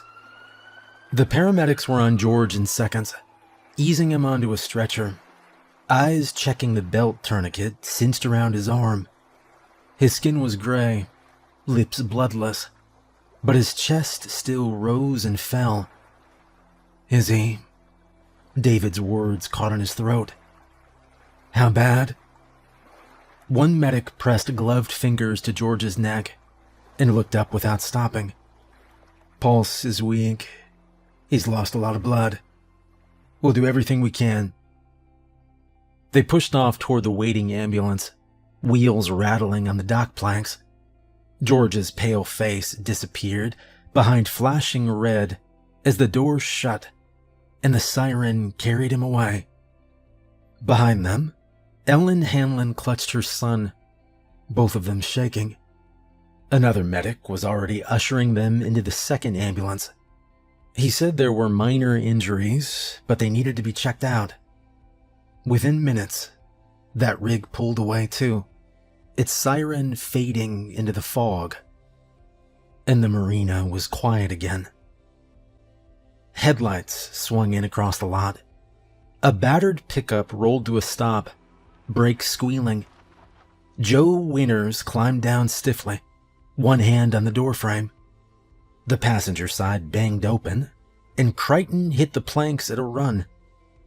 The Black Shepherd bounded to David, pressing his head into his ribs, tail thrashing once before he went still, nose working the damp air. David dropped to one knee, fingers digging into the dog's coat. "Good boy," he whispered, his throat tight. He stood as his father approached. "What are you doing here?" Joe's voice was gruff. "Heard the call on the scanner, thought I could help. What happened out there?" David let out a shaky breath, still resting a hand on Crichton's neck. His eyes looked hollow in the dock light. "It was bad. I don't know if George is going to make it. That family was trapped, and if we'd been a minute later..." He stopped, rubbing a hand down his face. "You don't want the details?" Joe frowned. "You're talking like it was something more than a busted engine." David shook his head slowly. "It wasn't an engine, Dad. You know it wasn't. We saw it again. It came up on the boat. Nearly took George. It would have taken me too if the salt hadn't slowed it." Joe stiffened. "David?" "I'm telling you the truth," David interrupted. He looked down, knuckles white against Crichton's fur. "It's real, Dad. I wish to God it wasn't, but it is." Joe's voice came out low, but sharp. "You said the same thing when Claire got sick. You saw signs. You thought you knew better. You wouldn't even let her try the chemo."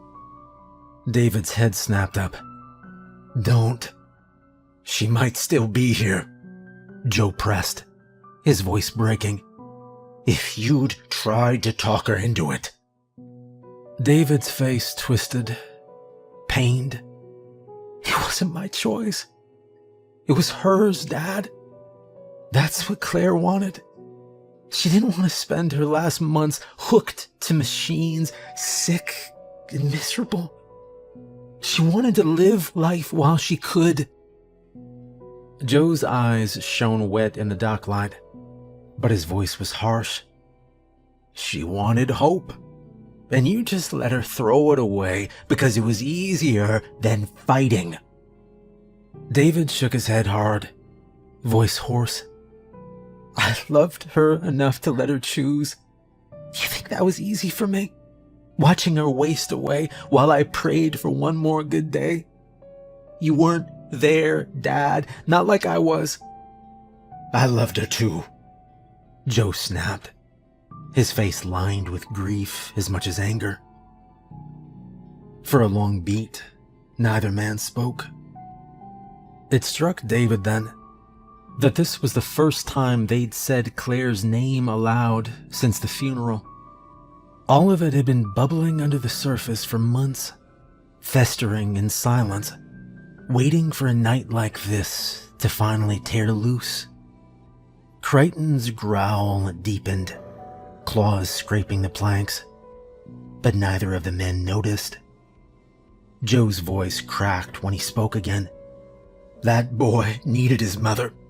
God knows he still does.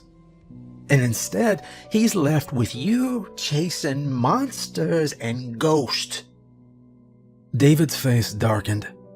He broke away, pacing a few steps down the dock, hands pressed hard against the back of his neck. Crichton padded close behind, head low, growl rising as his ears tracked the black water beneath the pilings. David spun, frustration boiling over. Sit.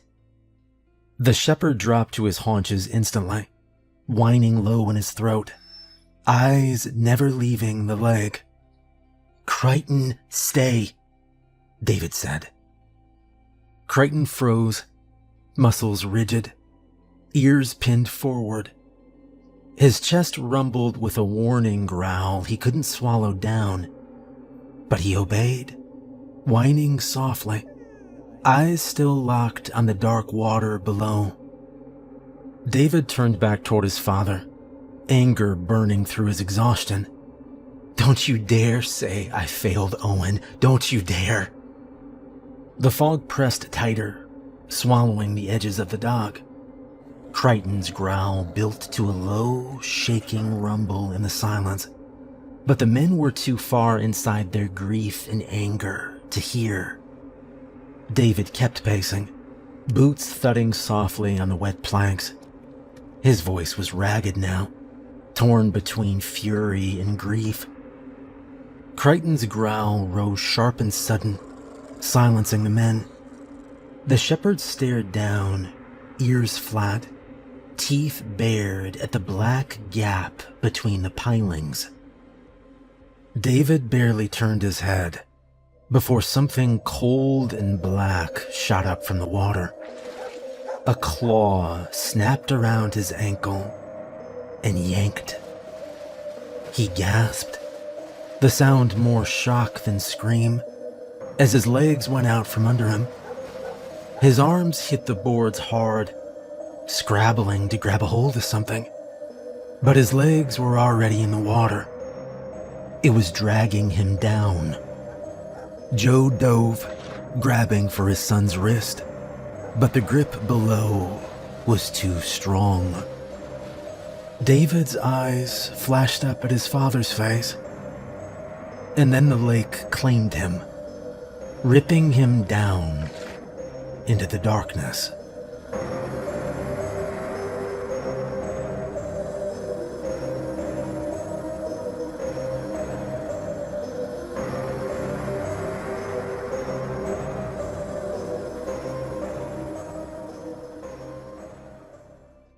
Ohio emergency alert. All law enforcement in Daggerland is either dead or critically wounded. If you are a citizen, evacuate immediately. As of now, there is no one left to protect you. If you cannot leave, lock your doors, arm yourself, and stay away from the lake. Something is out there.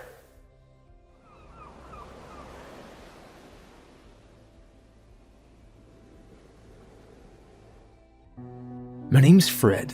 I'm 28 years old, and I work as a DJ at a college radio station that's been running since the 70s. I also teach part-time. Communications department. I show the students how to hold a camera without shaking, how to angle the light so it doesn't bounce off your forehead, how to speak into a mic like it matters. Most of them are still figuring out how to sit up straight. You'd be surprised how many people forget their posture the second a camera's on them. I'm not full-time faculty or anything fancy. I don't wear a tie. I wear jeans and a flannel shirt most days. And if it's cold, I throw on a zip hoodie with the station's old logo across the back, a sort of disco ball with headphones. The kids think it's retro. It's not. It's just old. By day, I babysit undergrads with cameras. By night, I play 70s disco at 2 in the morning from a dusty booth with faded carpet and a wall of old soundboards. And I mean old. Some of the sliders have tape labels from DJs who are probably grandfathers now. There's one board that still says, "Do not touch this knob, Jerry," in red Sharpie. Nobody knows who Jerry is. The board still works, mostly. I didn't plan on ending up here. It started as a joke, really. After college, there's this weird limbo time where you're too old to be a student, but not quite settled into being a grown-up. You take odd jobs, weird gigs, things that don't look good on a resume, but pay just enough to keep your lights on. This was one of those jobs. I figured I'd run the station for a semester, maybe 2, while I figured out what I actually wanted to do. And that was 4 years ago. Now, I've got keys to 3 different rooms in the media building, my own parking space, even though it's technically visitor, and a drawer in the break room fridge labeled "Fred, do not touch," which everyone touches anyway, usually just for the creamers. It's not a glamorous life, but it's mine. The hours are weird, but steady. I get weekends off, and we don't do summer classes, so I get a full 3 months every year to do nothing. I tell people I use the time to work on music, but really I just sleep. Or take the same long walk every morning to the same corner store where the same guy behind the counter asks me if I want my usual. I do. There's a rhythm to the job, a slow, easy beat, like one of those old disco tracks with the long intros. Nothing happens fast. The students rotate every semester, and they're all full of energy at first. They wear their little lanyards and carry notebooks they'll stop using after the 3rd week. I teach them how to sit behind a desk without fidgeting. I let them pretend to read fake news from fake teleprompters in a fake morning segment. They love it. They ask questions like, "Is this what the real news is like?" And I tell them, "No, this is more honest." Some of them laugh. Most of them don't get it. But yeah, and I love it. I love all of it. I love the smell of the old carpets in the booth. I love the way the mic feels warm after you've been talking into it for an hour. I love the blinking red on-air sign above the door, even though it buzzes sometimes, and we've never been able to fix it. The studio itself hasn't changed in years. The main booth still has that old shag carpet on the walls. It's supposed to be for soundproofing, but really it just makes the place feel like the inside of a van from 1978. There's a window between the booth and the control room, and half the time it's fogged up from the AC running too long. The paperwork. My gosh, it's a nightmare, don't get me wrong. We have to log everything. Every track we play, every second we're on air, every student who touches the equipment. There's a folder in my desk just for incident reports, though we've only had 2 in the last 3 years. One kid tripped over a cable and broke a light. Another tried to bring his hamster on set for a live animal segment. It went exactly how you'd think. The coffee's free in the break room, which helps. It's terrible, but it's hot, and it comes out fast. There's a vending machine that takes quarters and only quarters. The best part, though, it's the students.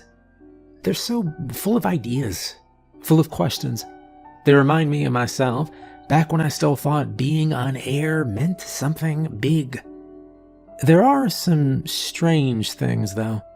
And I'm not talking about the usual haunted campus stuff. You know the stories. Cold spots, lights flickering. Some girl drowned in the pool in 1972 and now her ghost checks IDs at the front desk or whatever. No. I mean, strange things. Things with rules.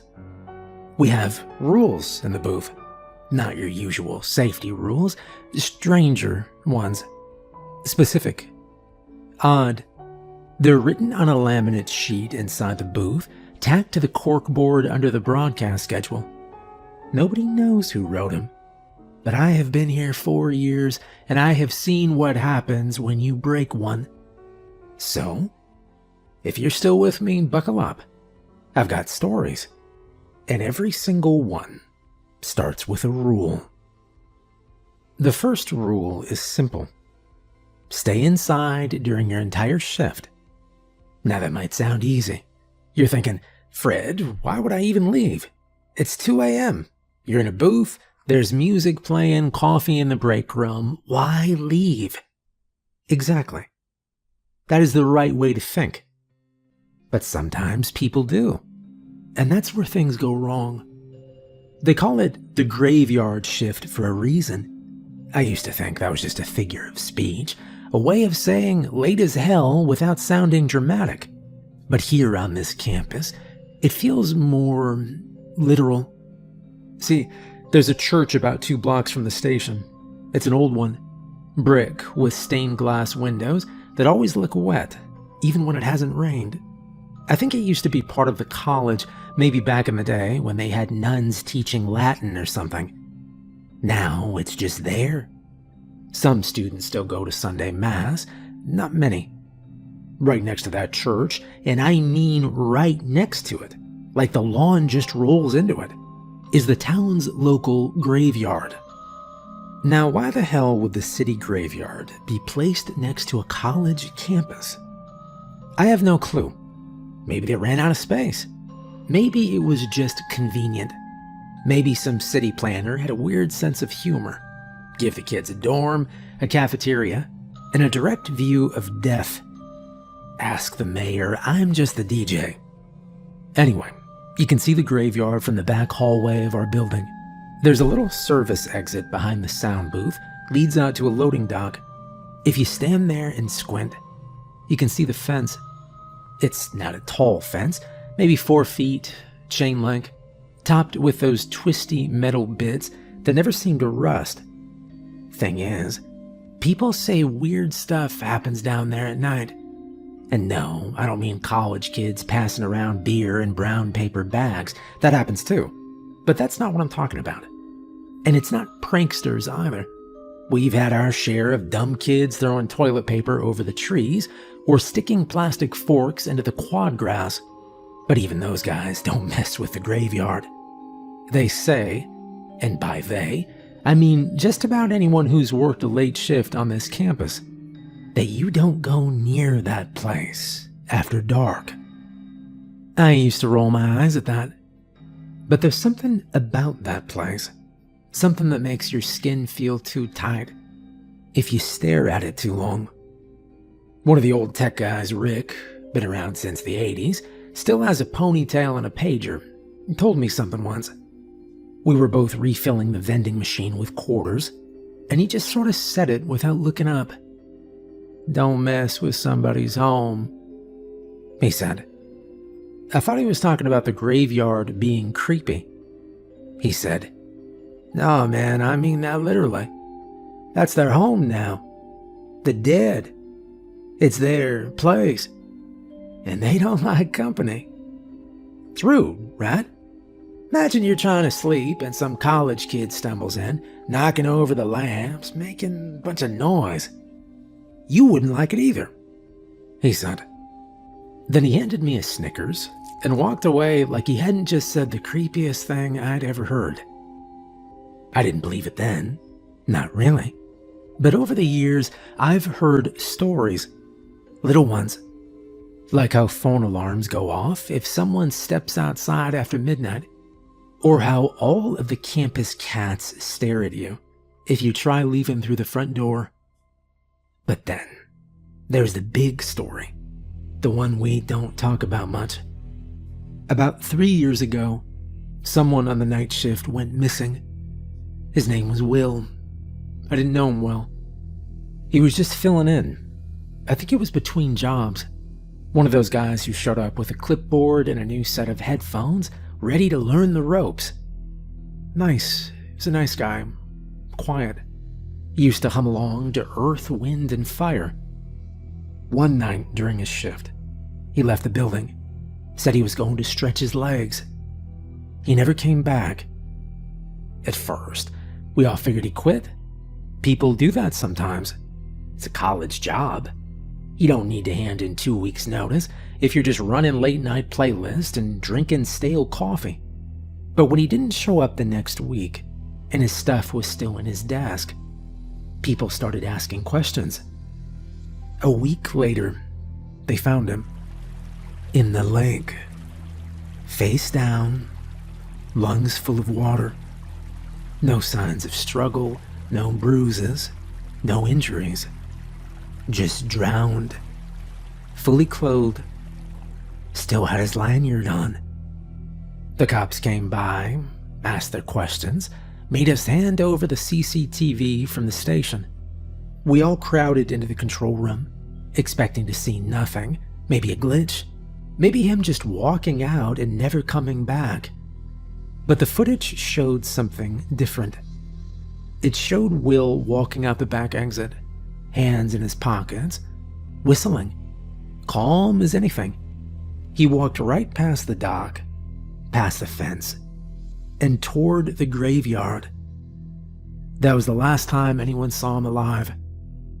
I still remember the angle of the camera, all grainy and flickering like it always was. The way the motion light turned on just long enough to show his face before he stepped into the dark. After that, the rule got written down, taped to the booth wall, laminated, red marker. So now, even when I'm bored, even when the booth is hot and the hallway smells like old burritos and I really want to stretch my legs, I don't. I stay right here, where it's warm, where it's safe, where the music plays and the lights stay on and the back door stays locked. I keep the walks for when the sun's out.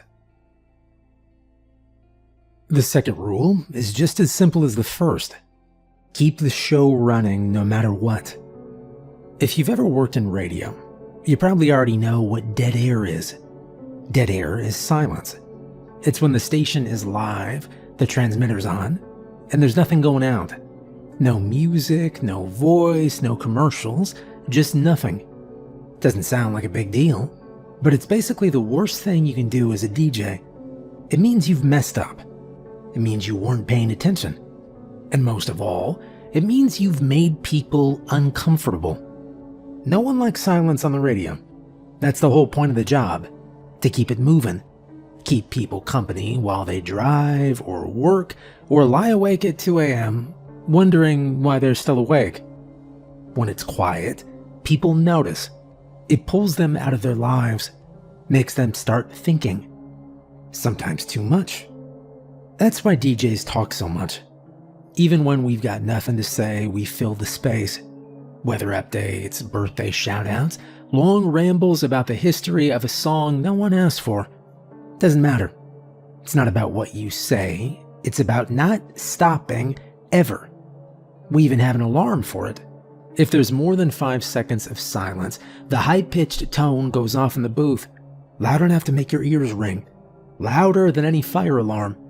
First time I heard it, I thought something exploded. It only ever happens when someone's new or something breaks. You've got to be really out of it to let air go dead. But sometimes it's not your fault. Sometimes the silence creeps in anyway. I remember the first time it happened under my shift. It was a Wednesday, around 3:10 a.m., back when we still did a listener's choice segment. I was flipping through vinyl, trying to find the right Earth, Wind, and Fire track for a guy who claimed he'd just gotten engaged. I guess September felt romantic to him. I was mid-sentence when everything cut out. Mic was on, turntable was spinning, but the board light blinked red. Dead air, and the alarm screamed.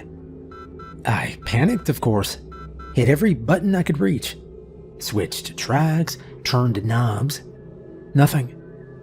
It only lasted 10 seconds, but the second the sound kicked back in, the phone rang. Now that's not unusual by itself. We get calls, requests. Sometimes someone just wants to say hi, or complain that a track played last week wasn't the original version. But this one felt strange. I picked up and said my usual, "You're on air with Fred at WZNU. What can I spin for you?" There was a pause. Then a woman spoke. Her voice was soft, polite, old-fashioned almost. She sounded like someone reading from a script, but gently, like she'd rehearsed the call in her head for days. She said, "I was wondering if you could play Just the Way You Are by Billy Joel. That was our wedding song. Me and my husband's." I said, "Sure, yeah, no problem. When was the big day?" Another pause. She said, "August 9th, 1979. Now, I know people love their oldies, but most of our callers weren't even born in the 70s. I figured it was someone pulling a prank. Happens sometimes. Still, I had the record, so I played it. Thought that would be the end of it. It wasn't. She called again the next night. Same time. Asked for the same song. Then again 2 nights later. Always polite. Never loud or rude. I started recognizing her voice. She had a kind of calm that stuck in your ears, like church bells heard from a distance. Eventually, I asked her name. She said, "Mary. Mary Glass." That name stuck with me. Felt old somehow. I told one of my friends about it, a journalist who works out of the city. He's the type of guy who digs through public records for fun. I figured he'd laugh. Instead, he called me back the next day. "Hey, Fred, you wanna know something weird?"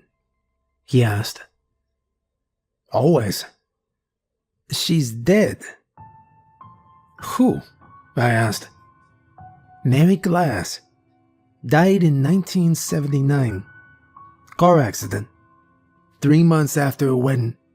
Says so in the archives. There's even a picture. Looks a little like my grandma," he said. I thought maybe it was someone using her name. Maybe a relative. Some weird college project. But we kept getting the calls. Even now, sometimes during the night shift, when things go quiet for too long, the red light on the phone blinks. No ring, just blinks. And if you answer, which I don't anymore, you'll hear her. Always polite. Always thankful. The weirdest part, she doesn't know she's dead. She talks like she's still living in it. 1979. Tells stories about her husband mowing the lawn, about getting ready for their honeymoon, about the way her dress fit funny at the shoulders. Like it's all still happening. The problem is, once you pick up, she keeps calling. No matter what track's playing, no matter what segment, she finds a way to break in. We had one intern, Cole, who thought the whole thing was fake, picked up on purpose, laughed and played along. But his next 3 shows were a disaster. Every time he tried to talk, the mic would cut out. Every time he played a record, the sound would bend and slow. And the phone kept blinking, nonstop. We finally had to pull him off the schedule. He didn't come back the next semester. Now we just don't answer. Let it ring, let it blink. Whatever happens, don't stop the show. You see, the dead think dead air is an invitation. That silence, the kind you only get at 3:17 a.m. when the world's holding its breath. That's when they slip through. People fill the spaces you leave empty with their own hopes, wishes, opinions. And that's true for the dead, too. Especially the ones who don't know they've passed on. So we fill the air every second, even if we have to ramble, even if we just hum into the mic. I have told every new DJ the same thing. Don't let the silence settle. Not even for a moment. Because once you've invited the dead in, it's hard to get them out. The third rule might sound strange if this is your first time working radio.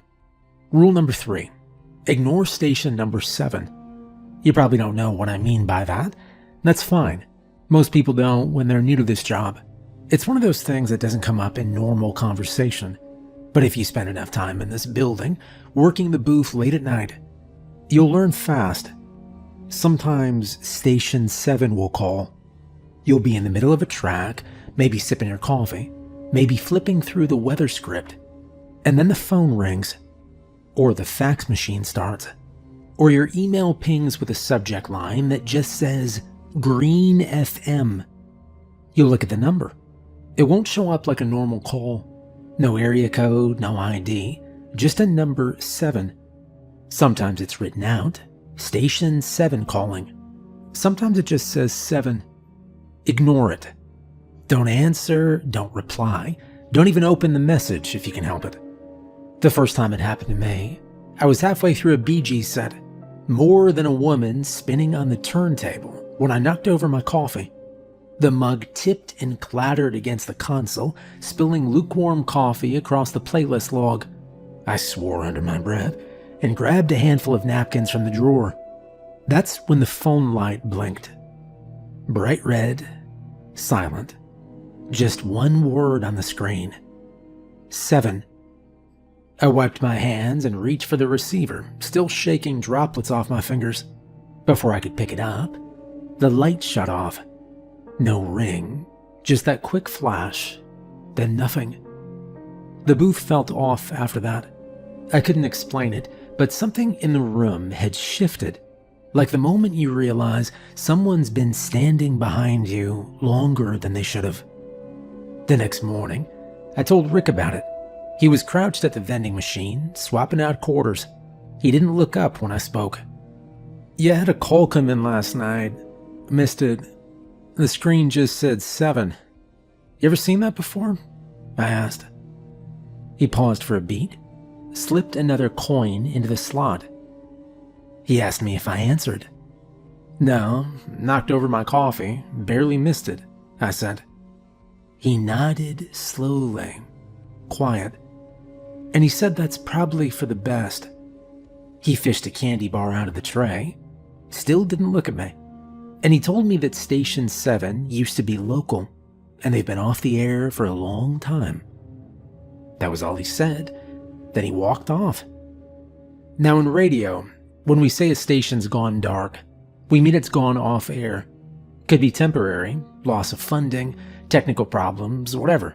But sometimes it's forever. We call those dark stations, still listed in old registries, but gone, static, ghost on the frequency.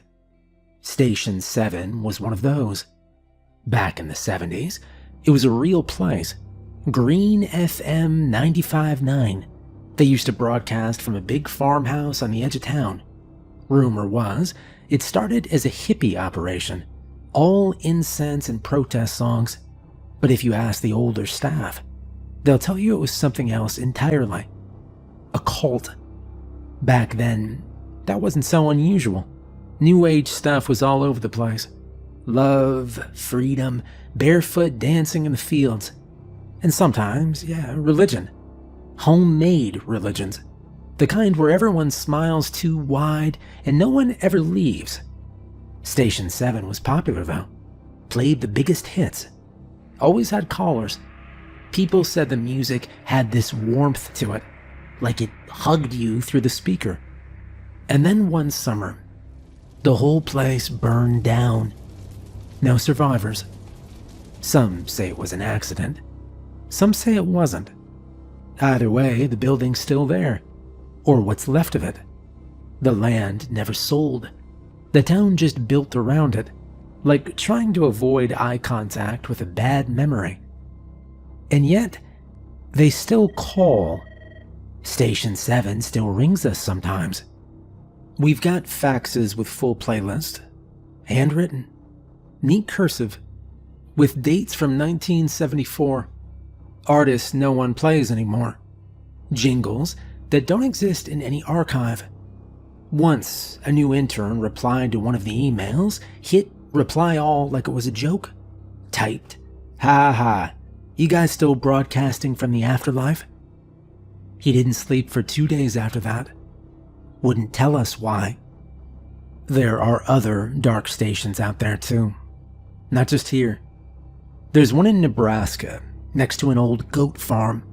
I don't know what happened to them, but the story goes that the animals kept breaking free, always running toward the transmitter tower. They stopped fixing the fence after the 3rd time. There's another in New York, used to sit under a bridge. No DJ, just a looped voice reading poetry and crying. People said the broadcast made you feel like jumping. They shut it down after the 3rd body. One in Chicago. I've only heard stories. People claim it was a doorway to something else, like a hallway that never ends. They say you could hear footsteps in the background of every track. Most of them don't reach out, but Station 7 does. So here's the rule.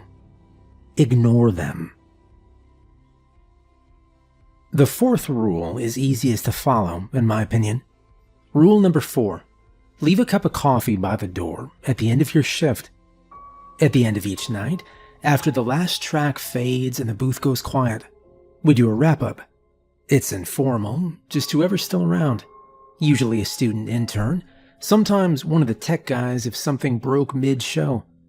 We go over how the broadcast went, make sure everything ran clean, and talk through anything strange that might have happened. A faulty mic, a late call-in, something skipping on the turntable. Little things like that matter more than you think. These meetings are called post-mortems. That's the actual term. Production people use it all the time, a breakdown after the fact. I always thought it sounded too dramatic for what we do, but the name stuck. Even the new kids start calling it that after a few weeks. They like how serious it sounds. We don't have a real conference table or anything. Most of the time we just sit on the edge of the stage in Studio B, legs dangling off the side, drinking whatever's left in our cups. I like hearing how the students describe the night. They notice different things. Energy in the room, tone of voice, weird silences that only they seem to catch. Sometimes they surprise me. Once everyone's had their say, they start heading out. One by one, they grab their bags, check their phones, and disappear into the hallway. The doors shut behind them. The lights turn off, one switch at a time, and then the building is still. That's when I go to the back kitchen. Not the nice one with the new coffee machine, the smaller one with a warped counter and the peeling linoleum floor. The old fridge buzzes when it runs, and there's always a slight smell of burnt toast, even when no one's cooked anything. It's tucked away behind the break room, down a short hallway that never feels quite long enough. The red mug sits on the top shelf of the cabinet. Everyone knows it's there. Wide handle, heavy ceramic, chipped near the rim. Bright red, the kind of red that doesn't fade with time. You grab it, rinse it out, and make one last cup of coffee. Just black, no sugar, no cream. You set it by the door. Not the front entrance, not the glass one with a campus seal. The side door next to the soundproof hall. The one people forget is even there. Right under the emergency light. That's where the mug goes. You place it carefully on the little wooden bench against the wall. Handle turned outward. Steam rising, if you're quick enough with the brew. Then you leave. I never skip this step. No one does. Not even the students. If I forget to remind them, they'll remind me. It's just something we do. I asked Rick about it once, back when I first started. He told me it was a habit. Said the person who closes the station has always left something behind, going all the way back to the 70s. Coffee most times.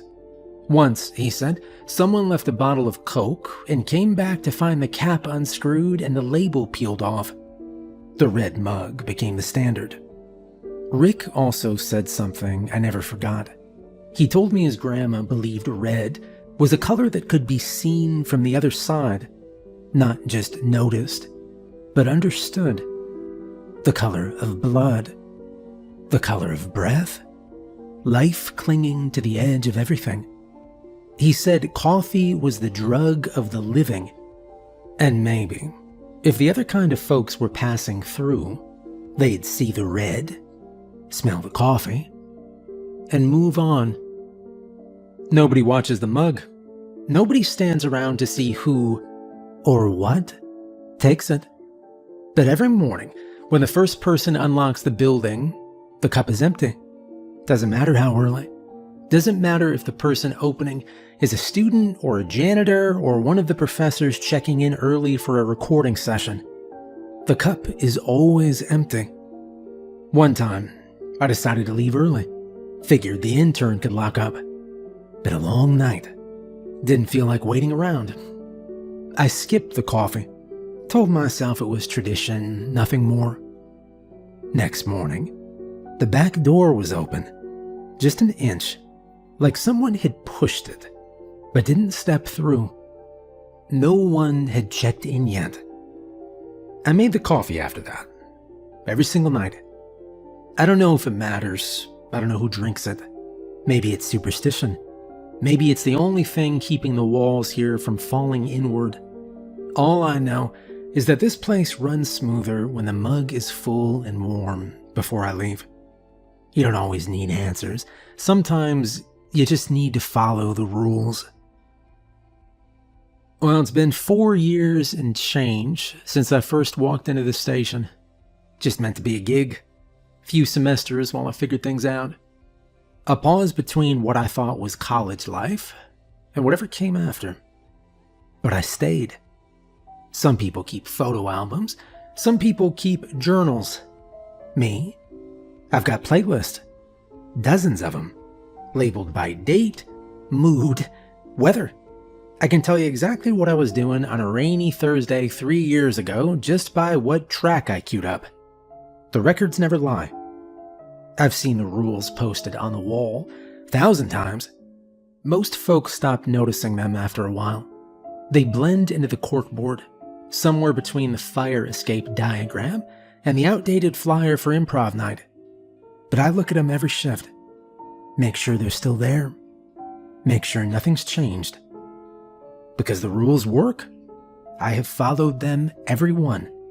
Stayed inside, kept the airwaves full, ignored the calls I wasn't supposed to answer, left the coffee, always in the red mug, always warm, always gone by morning.